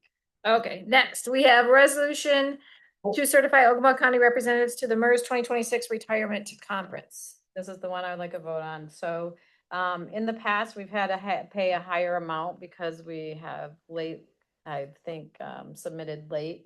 So we're getting this in right away. So we have 2 representatives. We put it out for a vote. We did everything that was under statute to be done. Tracy will be going as the officer delegate for the administrator's office. And Mary Childress was voted in as employee delegate. So I'd appreciate if we could get this signed today so we can get it sent away so we can pay the lower amount for registration fees. When is the conference? October 8th and 9th at the Amway Grand in Grand Rapids. I'll make a motion. Support. Motion Commissioner Scott, support from Commissioner Serbrook. Discussion? All in favor? Aye. Opposed? Item K was removed. Item, L, Materials Management Plan, Heartland involvement and discussion. Did we remove the health department? No. No, they're here. Am I looking Are you at? on your old agenda? Oh, gosh, I am. Item K, I have Health Department. Number 2, request of increase of appropriations. Requested to be put back on the agenda for discussion. Commissioner Scott. Yes. They came and talked to us during a regular meeting and I explained to them that anything like this has to go to the committee as a whole. So Anthony Spyat's here, Spyat, right? Yes. He's the chief financial officer for the health department, so he could answer any questions. And his for- backup Connie Shaw is here as well. Oh, I'm sorry. I didn't- Your Yeah. administrator spoke at the meeting last week, correct? Yeah, 2 Yes, weeks ago. Denise was here. 2 weeks. Yeah, we skipped the meeting last week just because you weren't here. Yes. Any comments for these guys? I mean, I don't have any. I see the breakdown and there was something in our packet too. I will say this, that I received a text message from Denise and Oscoda and Elkona, is it, have both approved the 3% unanimously by their board vote. Yes. And Iasco is voting on it the 19th, was it? Correct. Commissioner Rahal? And they haven't had, they haven't had an appropriations increase in 10 years, and they're asking for 3%, which is just less than $4,000, so. We still don't know what we got, so we're there. I'm gonna concur at this point in time. I think with everything we're currently, all these changes we're currently going through, we're looking at some financial stability currently. I want to keep it on our radar, but I'm not quite ready yet this year. Hopefully next year, our financial, I want to take care of our own first. And I know the health department's, Ogemaw County is part of that, but I'm just not quite, ready for an increase quite yet. I have a question for you. Are you aware that if we don't do it, they can't take it from the other counties? Don't get it from anybody. I mean, been 10 years, a little under $4,000. Health department does a lot of good things in this county. I think we need to support. And we this. spent $5,000 to What's their do a ghost car for the sheriff's office. fund And balance? this is a mandated service, and they haven't had an increase in 10 years. I mean, What's your current general fund balance? fund balance is 3.2 million. Correct. What was it that, What's the yearly operating budget? How many million? One that was just passed was like 5 million for us, because I think there was about 1 million in Homeland Security money that passes through. But your fund balance is currently 3.2 million. 3.2 million is the last audit. Any other questions? what was we didn't participate the last increase. Was that for This. There was no increase last year for. No, was 2 years ago. Well, they, The only county didn't. right, and so nobody got, no, they don't, it's either all or none. So we turned it down last year, the other three counties voted to give them money, they didn't get any. Oh, So if we all right. don't give them any this year, they're not gonna get any from anybody else. It's all four or none. Well, I'll ask for it to be on the vote next meeting. Can you find out before then can you verify with Iosco County that, when the vote is and, I know their their chairman over there, but can you touch base over there and see? I think we're gonna find out in about 30 seconds. Materials management plan. Thank you guys. August Thanks for being here. 13th, excuse me, not the 19th, it's 13th. Is that next Thursday? Is that the same day as ours? Yes. Thank you. Materials management plan, Heartland involvement and discussion. I talked with Commissioner Scott about this and I wanted to put it on. To put it on the radar, regarding, I know we signed on for this and since I've been here, I have 3 other grants going right now. Materials management plan, I have onboarded. Onboarding is about 2.5 hours each time. I've onboarded 3 times to know the material management's plan of what we're doing in this 8 region counties. You have to participate if you agree for the plan, all 8 counties have to do, so you have to go by each item. Respectfully, I understand that this program is very important. However, the residents of Ogemaw County, it's really hard and difficult to create plans about food waste and recycling when all our residents do not have garbage pickup. And so going through these plans, it takes a lot. They want to educate the community about food waste. They want all this education done. It's a lot. More than I can do. It could be a part-time job. And so I reached out to Commissioner Scott about his thoughts. And I spoke with the material management team. We are under obligation that we can, within 1 month of them creating the plan, that we can withdraw. I have it at legal to see what our penalty would be within 1 year, if there is one, if the state mandates it. We cannot acclimate the time to do this. It takes hours to do the plan. Now, part of the plan isn't just to say, yes, we're gonna do it, no, we're gonna do it. In this 8 county region, once this plan is adopted for each of us, each of our counties, it's stating that we're gonna do this, that maybe we'll work with MSUE to educate about food waste, about recycling. What is our determination gonna be? Several times they said that we're not going to give any money, that the county, number one, they wanted to create a regional grant person, that each county put in $10,000 for this position. I said I will not go to the board with that.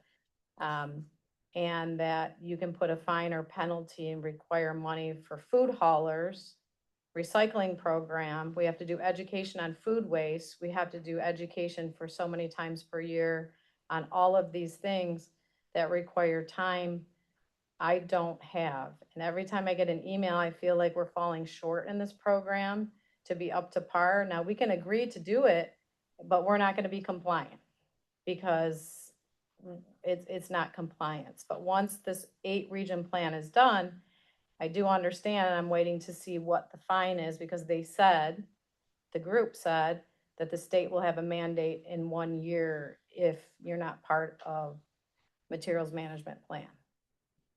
But for one of the onboarding meetings and going through the plan for Ogemaw County, we talked a lot about these education programs in food waste. And at this time, it's not in my bailiwick or the time to do it. So I just wanted to bring it at the table.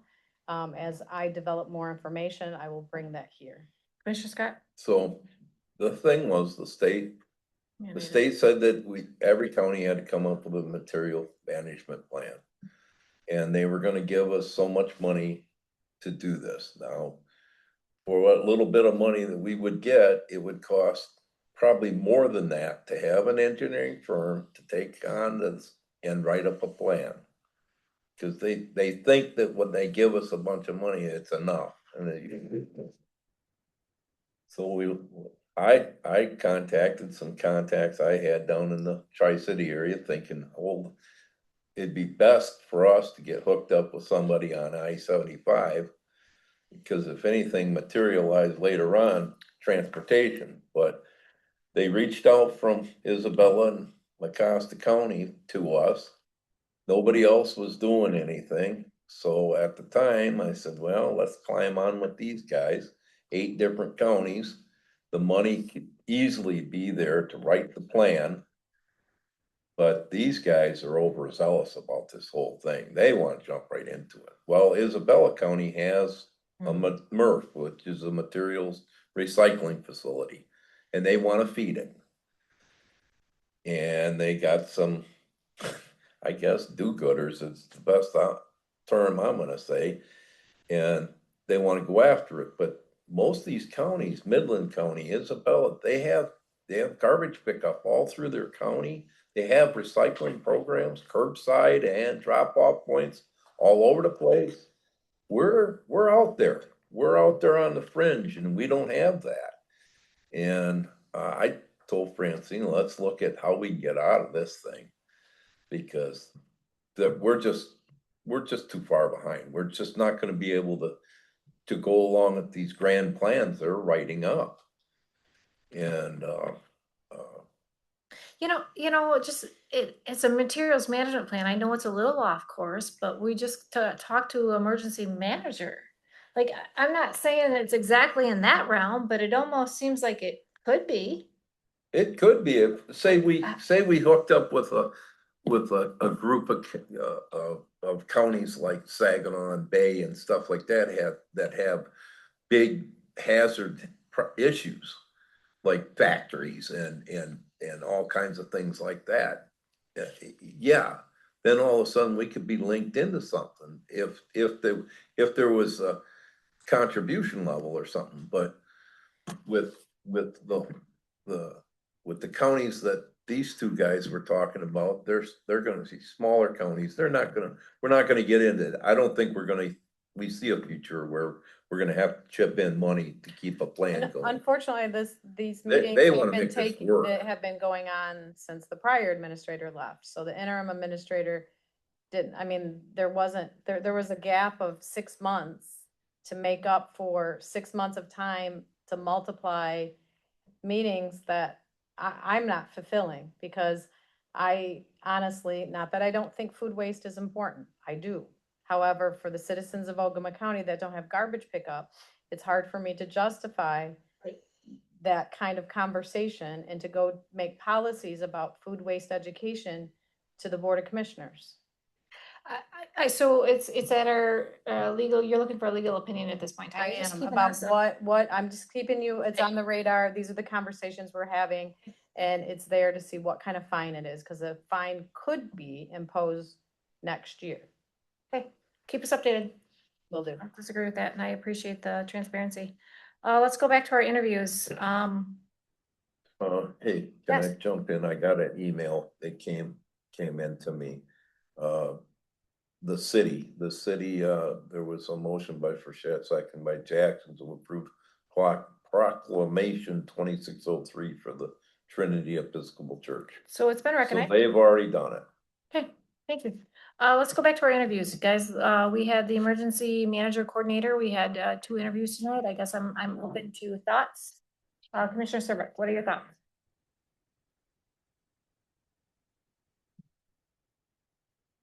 I may regret saying this, but I think Mr. Bowers has seen the error of his ways. I take him at his word that he would be at our meetings, open communication. And he is much more local than the other gentleman, so I'm inclined to go with Mike. Commissioner Mayhew.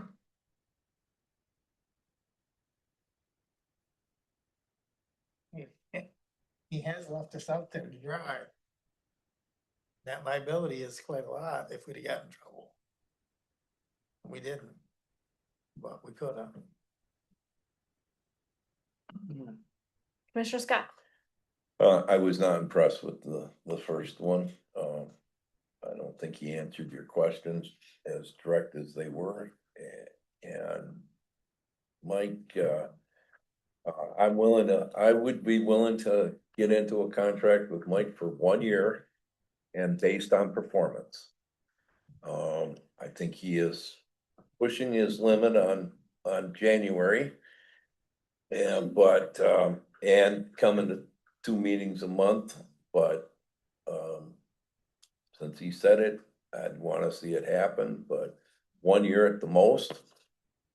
And, I would sure hope that in month 10, he comes and talks to us about renewing it, so that would be the next test.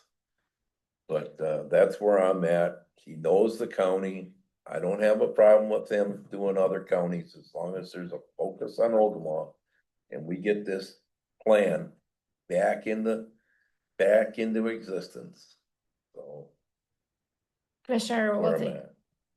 Yeah, I like that idea of a 1 year with Mike. I mean, I really think he's realized, that he needed to do better, and I think he is gonna do better. I think he can be more accountable. Mike does have a lot of knowledge. He's been doing this for a while. He's experienced. I think with Fran in the picture now, I think his accountability will be where it needs to be. And I would, 1 year, let him prove himself to us, and I think he'll do it. You said there's 2 counties in Michigan that have expired. That's another, Oceana? Okay, so it's not, my other question there is he's the emergency manager for Iosco, Aranac, and Ogemaw. I'm gonna find out. Yep. Cause I sent the link. My question is, and I don't have this answer, cause I haven't communicated with the other surrounding counties that he's the emergency manager. Has there been any other concerns, issues? Is anything heard? To my knowledge, I've received things from one of the counties that there was, not pleased of a situation. I think it was at a board meeting, there was something done. I did not reach out to them, but that information was brought to me. I can add that too. Go ahead. I was brought to my attention too, and it was in regards to the ice storm, but it would have been the large ice storm. Would that have been over a year ago? When that really affected like the Gaylord area and up there. And that there were some people that weren't too happy with some of Mike's communications. But I do know that he recognized that, and that I know he was working on that as well, so. I really think that, again, I think this last 6 months or so, and especially since Fran has arrived, that Mike has really realized that he needs to do better. And I know I did just say this, but I truly do feel like he's gonna do a really good job for us over this next year. I personally would like to do I guess the difference from what I'm seeing, I mean, is the local part versus the other gentleman who was not local. But who sounds like he's more of the paperwork behind the emergency manager, when we have somebody that's local that's also doing 3 other counties. They're not just our county, or excuse me, a total of 3. I'm struggling here because we have asked Mike a couple different times over the past couple of years for more communication. You've asked for job description, duties, hours. You still didn't get an answer when you asked tonight, how many hours do you dedicate to Ogemaw County? That's my struggle. There's never a direct answer.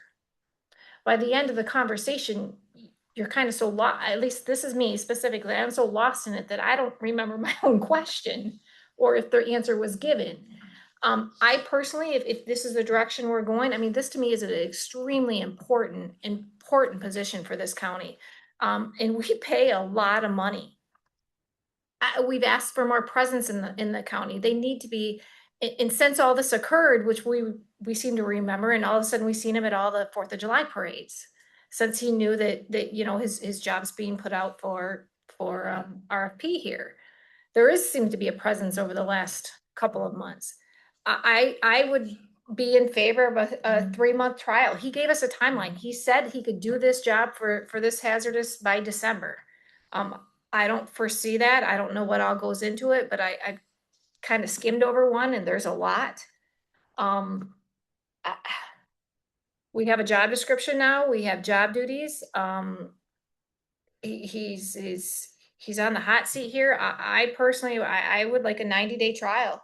I think we're all pretty uneasy right now. I think we're all dissatisfied. I know this is an uncomfortable situation for us to be talking about because he is local and we have known him for years. And he does have a significant history in the county. But we are here for a reason. Well, January is what the latest he said he'd get in, that's 5 months, 180 days. 6 months. Do 6 months. 180 days. 6 months. That'd be fine. And then if this isn't, if we're not happy, we need to move forward, guys. Yeah, yeah. January's 5 months. 6 months is good. And we need to hold him very accountable for this. Oh, I agree 100%. I know the first gentleman said that Mecosta didn't even have a hazard mitigation. So I'm gonna tell you, that guy did impress me, maybe on a different level. Yeah, he's definitely, He was he knows, he He knows, was impersonable he to knows me, his stuff. but he's very professional and a lot of this unfortunately is paperwork. That guy came from a standpoint where your local units, you know, our city police, our sheriff, our 911, our MSP, they coordinate all of this. And he's kind of the mediator, but yet from a distance, but yet all the paperwork, everything that goes along with it is correct. So I just think we need, And everything and then disseminates it the way that it. needs to be. correct. We need more of a leadership role in this community, with all of these. I'm not comfortable with a year. I would never be in favor of that. I say 6 months and we make sure we have this in writing.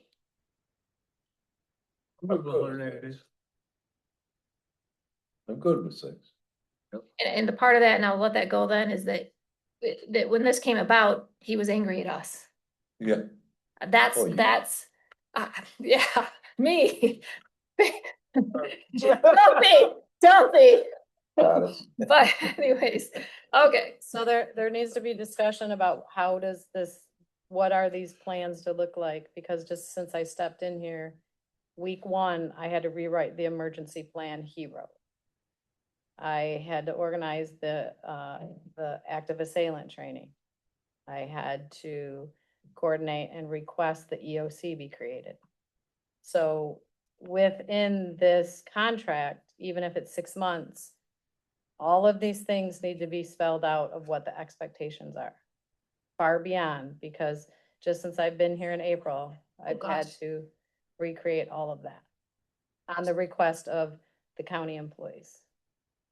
And right, and we didn't know that. I mean, just stop and think about like our devices out there. AEDs. Yeah, sorry, Not having batteries. there's so many things that we could go through here. I guess I'm asking, you seem to have, it's your expertise, unfortunately.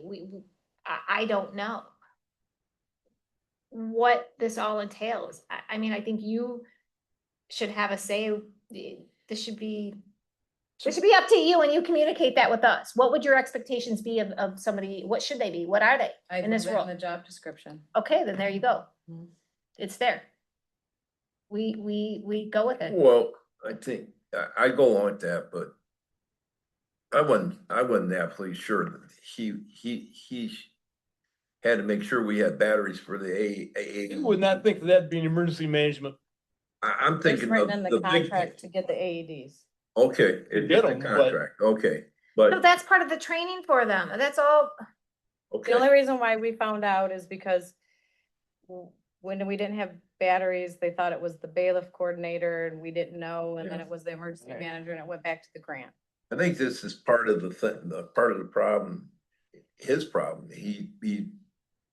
We came up with a problem, he jumped on saying, well, I'll do it. Maybe he should have said, hey, no, you guys take care of your own building. You know, I'll take care of the county. But I'm not gonna get hung up on just that little thing, And but. I think we just need to reach out to other counties, which I really believe you need community involvement before you submit that hazard mitigation plan to FEMA. That is why when you have your old hazard mitigation plan, right, you've all seen it, it's hundreds of pages.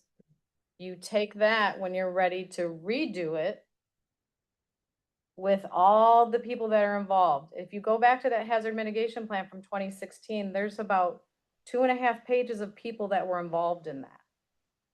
Without the county's knowledge of what is submitted to FEMA, you should have your eyes on it and those other people, entities for Ogemaw County. That's just my opinion. I'll go along with that, but he needs to set some dates, just like we told him at the meeting that he came to before. He needs to sit down with you at an appointed time. That's what we told him.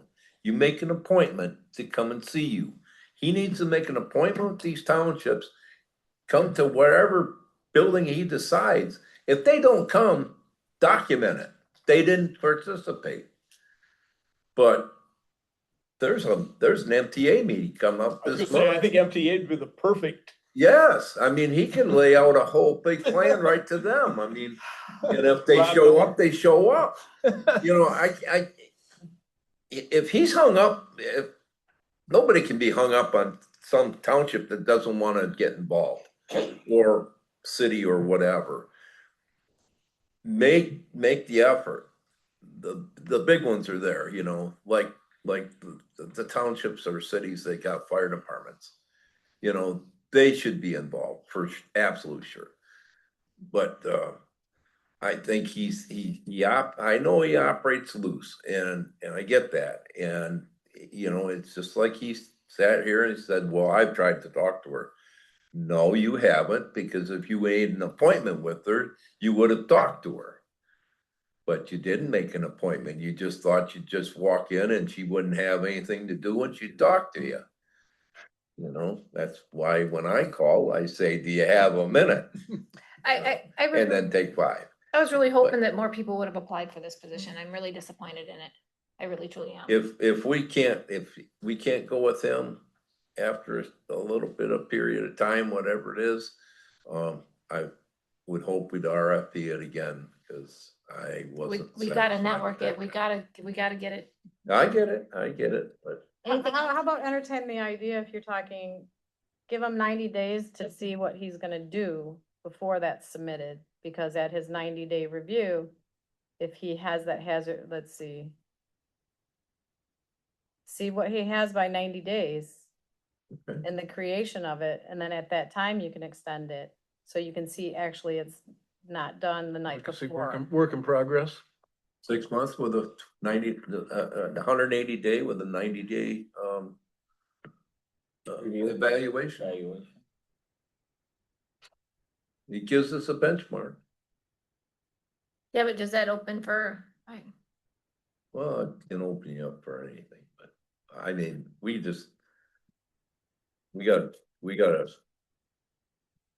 gotta get some benchmarks. He's gotta do it. well then let's do, this is August, September, October, November. He said by December he's gonna have it, so, January. okay, I heard December, January, so let's say January 1 then. So that does put us 5 months. You guys want 90 days or do you want 6 months? It's just 6 months with a 90-day review. Commissioner Scott? Yeah, I mean, we can write it right in. If you don't pass your 90-day evaluation, we're just. Commissioner Mayor? 2 days is enough. To what? 2 days. Commissioner Server? 6 months with a 90-day review.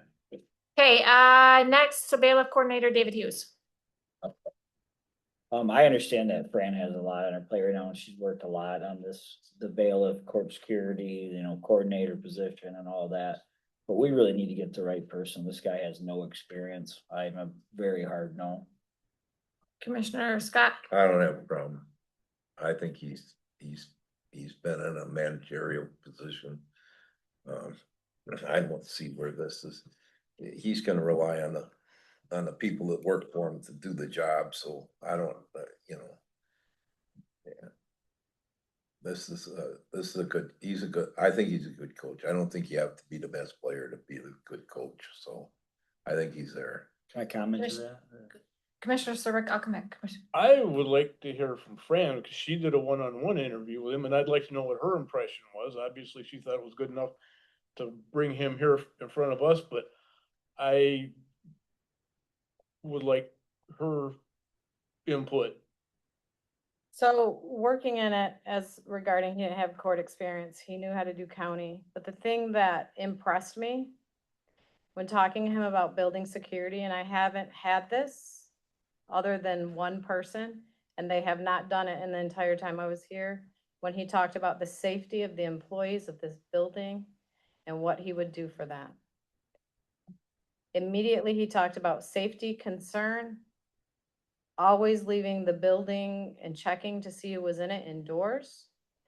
And the way he talked about that and the leadership style and the perimeter of the building that he had to check, because that was something that he had to do at Ford, showed that the concern of here. The reason why I also liked it, even though he didn't do court work in Florida, he understood county. He understood that there's a chain of command and working with county officials. He was familiar with like FEMA and the other things for that. And I think it was his demeanor that was laid back. However, safety was the number one thing that I heard probably 7 times in the interview. And thank you. What, in the question of, your top 3 priorities in your first 90 days, safety, training, and accountability. Hit the nail on the head as far as I'm concerned. Yeah, he may not have law enforcement background, court security background, but he's got a security background, and I'm in favor of him. I think he'd be an asset. I don't think you need to be former law enforcement or have court training to be a good leader at this point for this position. Commissioner Mayhew. The points I liked is he's not related to anybody here.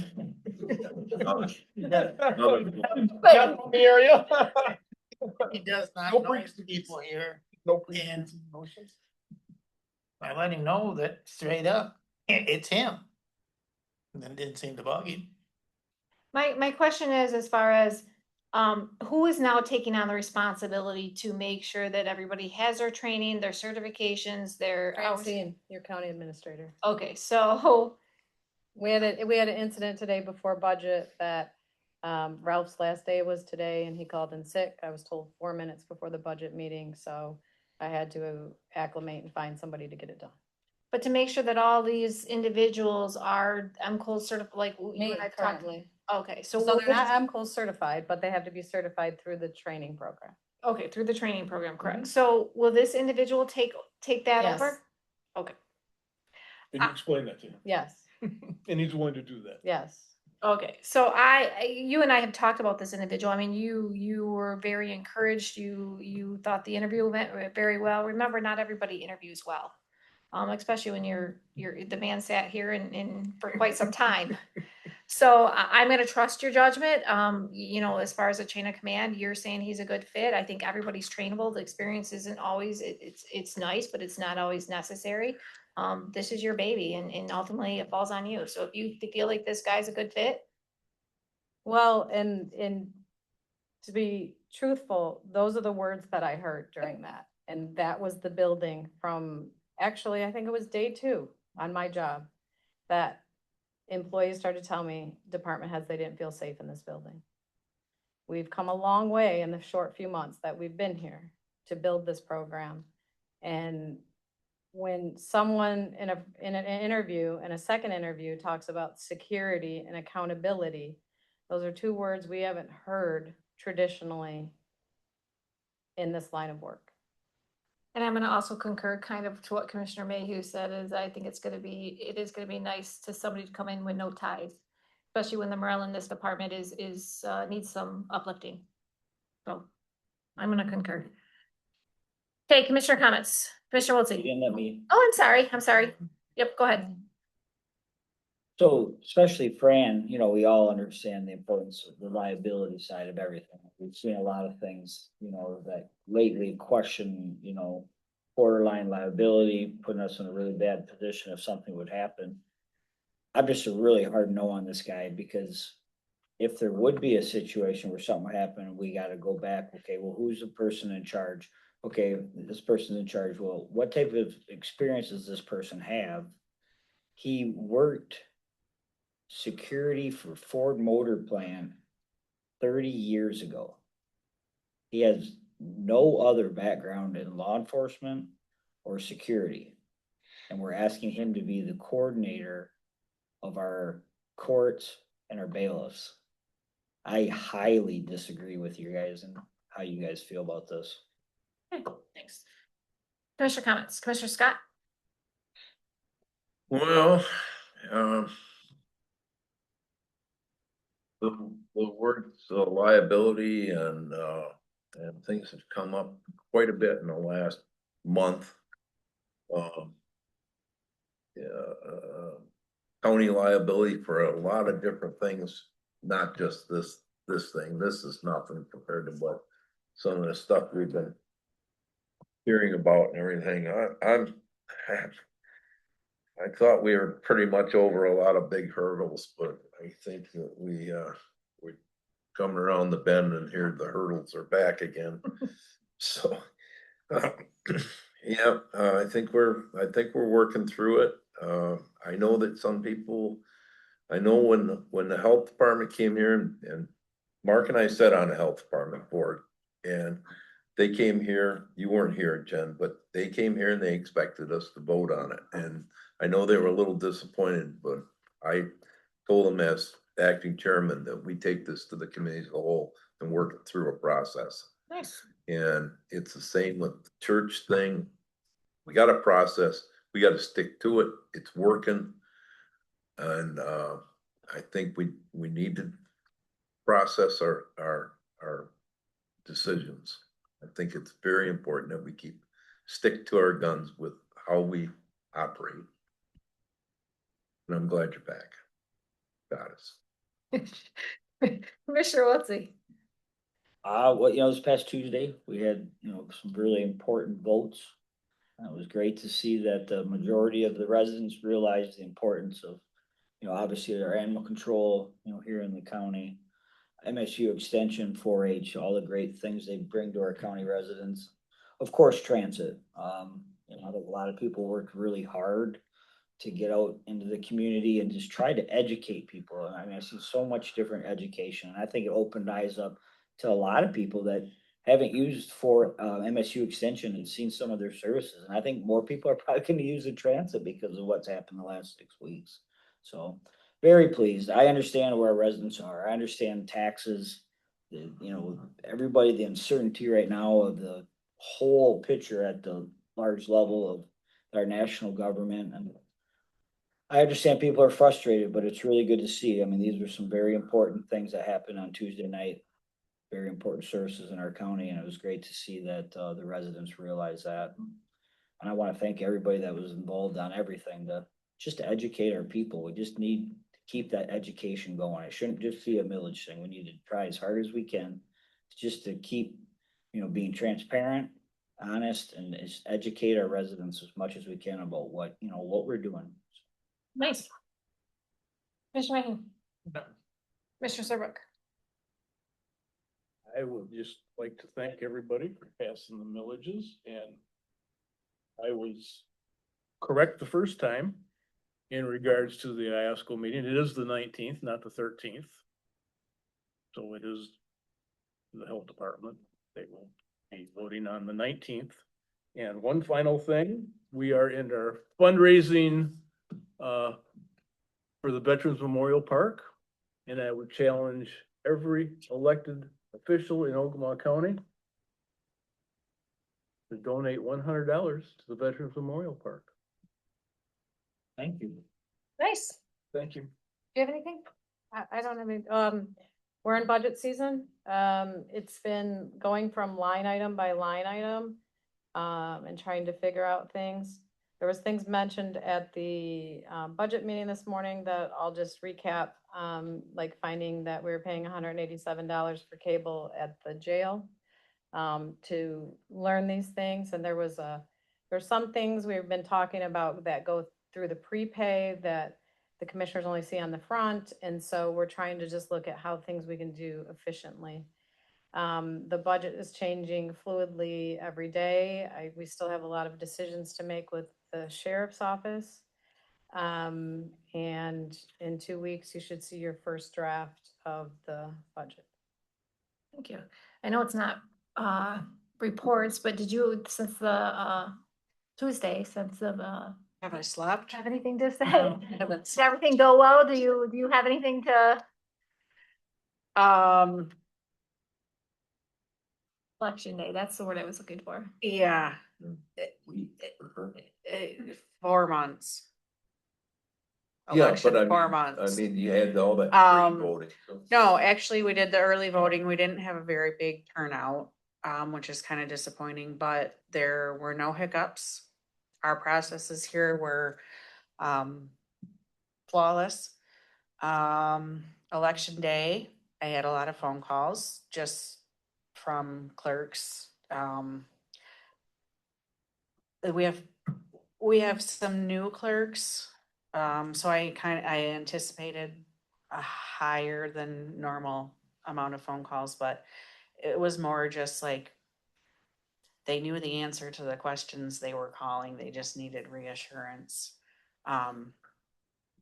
But even election day, there wasn't any major issues. Took yesterday to get ready for the canvas that we started today. And we honestly are halfway through that. There's not been any issues with that, so I don't want to speak too soon, but I am extremely pleased and proud of how smooth this is going. So, yeah.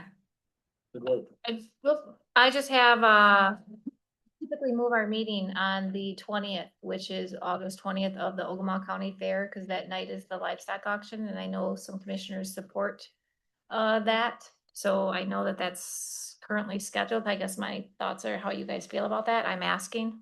I don't know. Mark wants me to give up $100 right now. I don't know if I'll have any auction money left. Well, MSU just passed. It's you know, obviously this community greatly supports this, and this is at our local, the local fair. Francine's new to the area. And you want to meet in the morning? I have a day off. It's up to you guys. It's up to mass. You're asking. The Ogemaw Different day? Ogemaw County is a very large event, one of the largest events, I think, of the year for this county, and that evening is the livestock auction. Yes. Yeah, I agree when you bring this up about the livestock. It's very important to the county. It's important. But for me, I don't have to be part of the conversation. I will be in Utah that week, so it's whatever you guys want to do. Whatever you guys. You wanna do in the 19th? I mean, The 20th is that Thursday. 20. Yep. I have that day off, or I could take any Yeah, we have- evening. We've got transit scheduled for 10 o'clock that morning. And how's, Yeah, early afternoon. Yeah, What time you gotta strategic be to the planning. fair? you have strategic planning on that day too? Starts at 5:30. Yeah, I know, that's at 2:30. You said 2. 2 o'clock. You put it in my Google Calendar. You sent it to me. I don't know. That's housing. We got vets at 3. Tuesday night? You know what? I really think, I thought about this. I could call the transit committee tonight. I really don't want to miss that meeting with all this great new progression going. I was gonna try to see if we could maybe reschedule it. Mark, you'd be fine. Yeah, well, I'm fine with it, yeah. What time is the transit meeting? It's 10 a.m. Yeah. Do the board meeting At 10? reschedule transit? I'll call everybody as soon as we leave here. 10 o'clock, Thursday? 8:20 at 10? Can you be here, Commissioner Mayhew? You're gonna be here for strategic meeting at 2, so you can just spend all day with us. Work with a day with the county administrator. Whoa. Just watched the shows that morning, but I'll miss that to be at the I have- auction, I so have we're a good. question. Yes. Strategic meeting, is that Mhm. something that we? And you guys are on the law enforcement, so we're trying to include all of us. You guys are part of the decisions and strategic planning for the law enforcement. We had our budget questionnaire, they had, you guys Yes, had your our limitless budget. questionnaire, now they're. Oh, You know, include all of us in different aspects. gotcha, But cool. we do have, reminder, August 14th at 9 o'clock, you committed our governance training with Chet. That's next. Send that August 14th at 9 a.m. Hey, Yeah, next Friday. yeah, okay. I'll be in Utah. I'm leaving Thursday. I'll be gone. I'll be here Friday. there won't be a strategic planning with Chet on August 14th. I apologize, guys, Yeah, we talked about this quite a while ago. Mm-hmm. You reminded me. Well, I got on my schedule. I was gonna go, Me too. but, it was just. It was ordered to spend time with my grandchildren. And just a reminder, our fire drill is tomorrow, after we have the emergency plan that you approved. We'll be at 8:45 tomorrow in this building.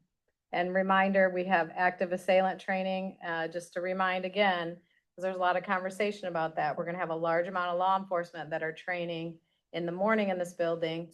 We will have 5 to 7 of our bailiffs attending that training in the morning as well, that will get certification. Building will be closed at noon. We will have lunch, so we have, I think 20 to 25 group coming from Kirtland College and all their trainers. We have 4 from West Branch Police, 7 from Ogemaw County Sheriffs, and 5 to 7 of our own bailiff. wow, when is that? August 28th in the morning is law enforcement training. We'll have lunch provided in here, so if you'd like to bring a dish to pass, we'd love that. And then our training will be at 1 o'clock, and we will have all those law enforcement participants working with all the county employees in the 2 floors. Did you facilitate this? I did. Thank you. I knew that. Fair week. What day is that? 10. A Friday. Friday. Okay. Remind me of that. I'll bring a dish to pass. Thank you. So Fair Week's Thursday meeting is Tuesday at 10. No, I thought Thursday. at Thursday 9. at 10. Thursday at 10. Okay, I can do that. Okay, sorry for all this confusion, guys. I know we're all I appreciate this. I know we're all very, very busy. We really are. I just have, that was one thing. The other thing I just wanted to, give you a brief update as far as what took place last night. I went to against my better judgment, I went to a, township meeting. I went to Hill Township meeting. I hadn't been there in quite some time. It's probably been, I don't know, close to 6 months since I'd been there. I had reported the last time I went there, there was some, communication, pardon me? Yeah, that went on and on and on for the second time, so I decided I wasn't gonna return there. Just because of the disorganization with the meetings, and it was a blight issue. Anyways, we don't need to rehash this. I got a call, when I was on vacation. There's still a lot of animosity going on there up there with the board, between the supervisor and the trustee. There's a recall in motion. A lot of things still going on, some with the fire board, with that board, so I got a phone call asking if I would attend this meeting. And then thankfully I touched base with Francine, and I got up to date as far as what all was taking place, of things that I was not aware of up there with that, board. So went up there last night. It was packed. I said 50 people. I'm gonna say it probably closer to 100 or more. It was packed. Every table was full. Walked in, there wasn't an agenda. I asked for an agenda. I was told there wasn't one, there was no business. I said, okay. I found that very odd, but I said, okay. So everybody, fire board went through, library report, the Rose City up there was up there for the community center. That place is doing amazing. The things she talked about, they've came a long way. They're open. Anyways, came up to the commissioner, my report. I talked about the millages. I thanked everybody. I talked about the Ogemaw County Commissioner, what we serve, since there was so many people there. I talked about our meetings that were on Zoom. There's 2 areas for public comment. I encouraged participation. I did briefly say that, the reason I haven't been back here is because unfortunately I felt like I was mistreated in the previous meeting, related to a blight issue, which is your township issue, not a county issue. We don't get involved with that. So, but I'm here tonight, and if you have any questions, please feel free to reach out. And that was the end of my report. Meeting started at 6, And then it opened to public comment and it turned into a fiasco. 7:30, it was still going on. People were talking out of, everybody was talking, yelling. Board members were yelling at each other. And I'm not exaggerating. It was bad. It was very, very bad. So I raised my hand and I said, I got a question, Supervisor. I said, what's your parliamentary procedure? What rules do you guys follow? Nobody had any time limit. People were talking continuously, numerous times. Like there was no order whatsoever. People were getting angry, which I find in this day and age, unfortunately, it can get a little uncomfortable. And he said, well, he looked at me and I said, I'm asking, what's your parliamentary procedure? What rules do you guys follow? What have you passed? What are your guidelines? He didn't have an answer. He got very angry at me. Like I literally just stood there and said, I'm asking, like I really would like to know here. And he said his words to me, and I'm quoting them exactly. He said, well, you think you're all holier than thou. I've been to your meetings and they're a shit show. I said, okay, I'm gonna leave now and I won't be back. I was stunned. And I did when all of this commotion was going on, 3 of the board members had talked about meeting afterwards at a local bar / restaurant. And I said, just for you also are very well aware that 3 of you cannot be together at any point in time. It is a violation of Open Meetings Act. I said, but I need to excuse myself and I will not be back. So again, just so you all are very well aware, since I've been in office, which has been close to 6 years, that supervisor has been to one of our meetings. But I was pretty upset last night. Actually, it was 8:30 and I reached out to Francine, like I maybe I shouldn't have said anything. I didn't know when this meeting was gonna come to an end. It'd already been an hour and a half. The regular meeting was probably a half hour. So I mean, I sat there for an hour, just listen to this craziness. I reached out today. I'm trying to find out if that meeting was taped. Just for my own common knowledge, I don't know. One of the board members, the one that does seem to be pretty level-headed right now, she stood up and said, I apologize to all you guys. This is my first term. I'm embarrassed. I don't know how we're gonna fix this turmoil. I don't see this getting fixed. I just want you all, you public, to know that I apologize and I'm embarrassed by what is taking place. It's absolutely craziness up there on all levels. Sounds like Logan Township of years past. It is, and you know, and I'm gonna say this, I'm gonna speak, my mom is the supervisor of I Logan know. Township. It is- Go back to, and I had to reflect last night after I reached out to Francine, and I'm like, you know, it comes down to the supervisor. Everybody should get their 3 minutes to talk. Say what, and I did say that when it was my talk. I said, I run a very I try to run a very strict meeting. There are 2 areas to talk. You will have 3 minutes. It is timed. We do not converse with you. It's not recommended. It's what we follow. So everybody should have a right to speak. You get it right. And I try to be very conscientious of that of us. And I really hope that I try to keep us moving in the right direction. I try to be respectful, but I was very upset last night. It just reminded me of what you talked about years ago about the way Logan was. You said it was chaos and, you know, you had infighting between board members and things like that back then. And it, you know, it just reminded me when you were talking about it of what you described years past. What a disservice, because that's a beautiful area up there. I mean, beautiful, lots of little lakes, lots of residents. There are typically quite a few, you know, in the board meetings. Just what a disservice and how disappointing and how embarrassing and shame on them. And to me, it comes back to that leader that's sitting there that has control of that meeting. Or doesn't. Should have, he does, he does. But anyways. I can remember Edwards back a few years ago, before Rob, long before Rob. 11 o'clock, 11:30. This position isn't always a fun one by any means, but I try very hard to I'm glad you're back. do a good job. I heard you did well. Public comment. Any public comment? Yes. Oh. Come on up, sir. You're being tied. I appreciate the meeting, by the way. Steve Yukas, Mills Township. On the GIS, I just want to say I use that every day in my job, that BSA, it's a stellar tool. Randy Booth hosted a class with Rob over at Edwards Township, a week ago Monday on tax assessment. Francine was there, Tracy was there, obviously Rob, were you there? Oh, No, you were doing elections, what am I saying? Anyway, this was a stellar class, it was eye-opening.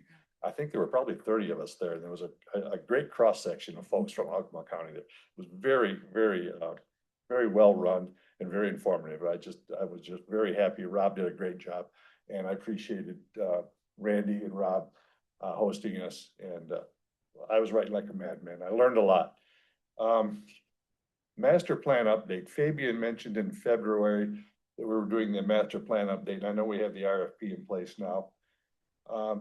There are some things that I, as an ordinance officer, and people, some of our trustees have talked about perhaps updating in the master plan, a couple of areas that I think need to be tweaked. How do we provide input, or is there input from the citizenry? I realize we're not conversing, but I need some help in that arena.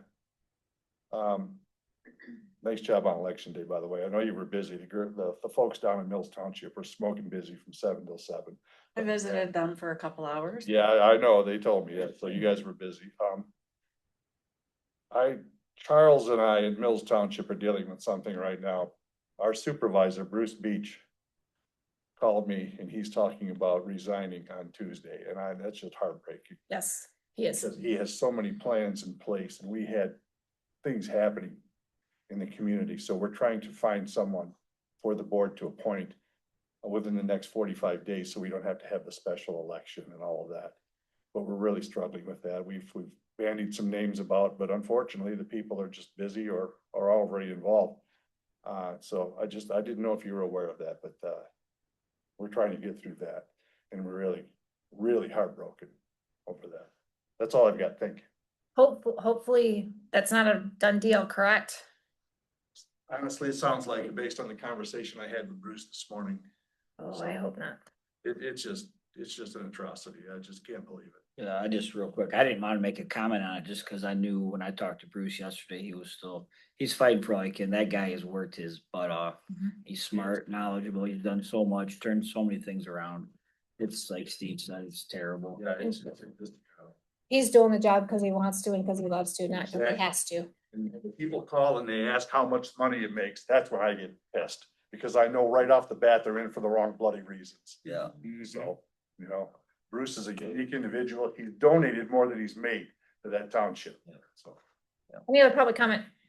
I just wanted to make an offer, the chairman of MTA, if you would like to use the November meeting, which is the 24th, for your, as you said, everyone to show up.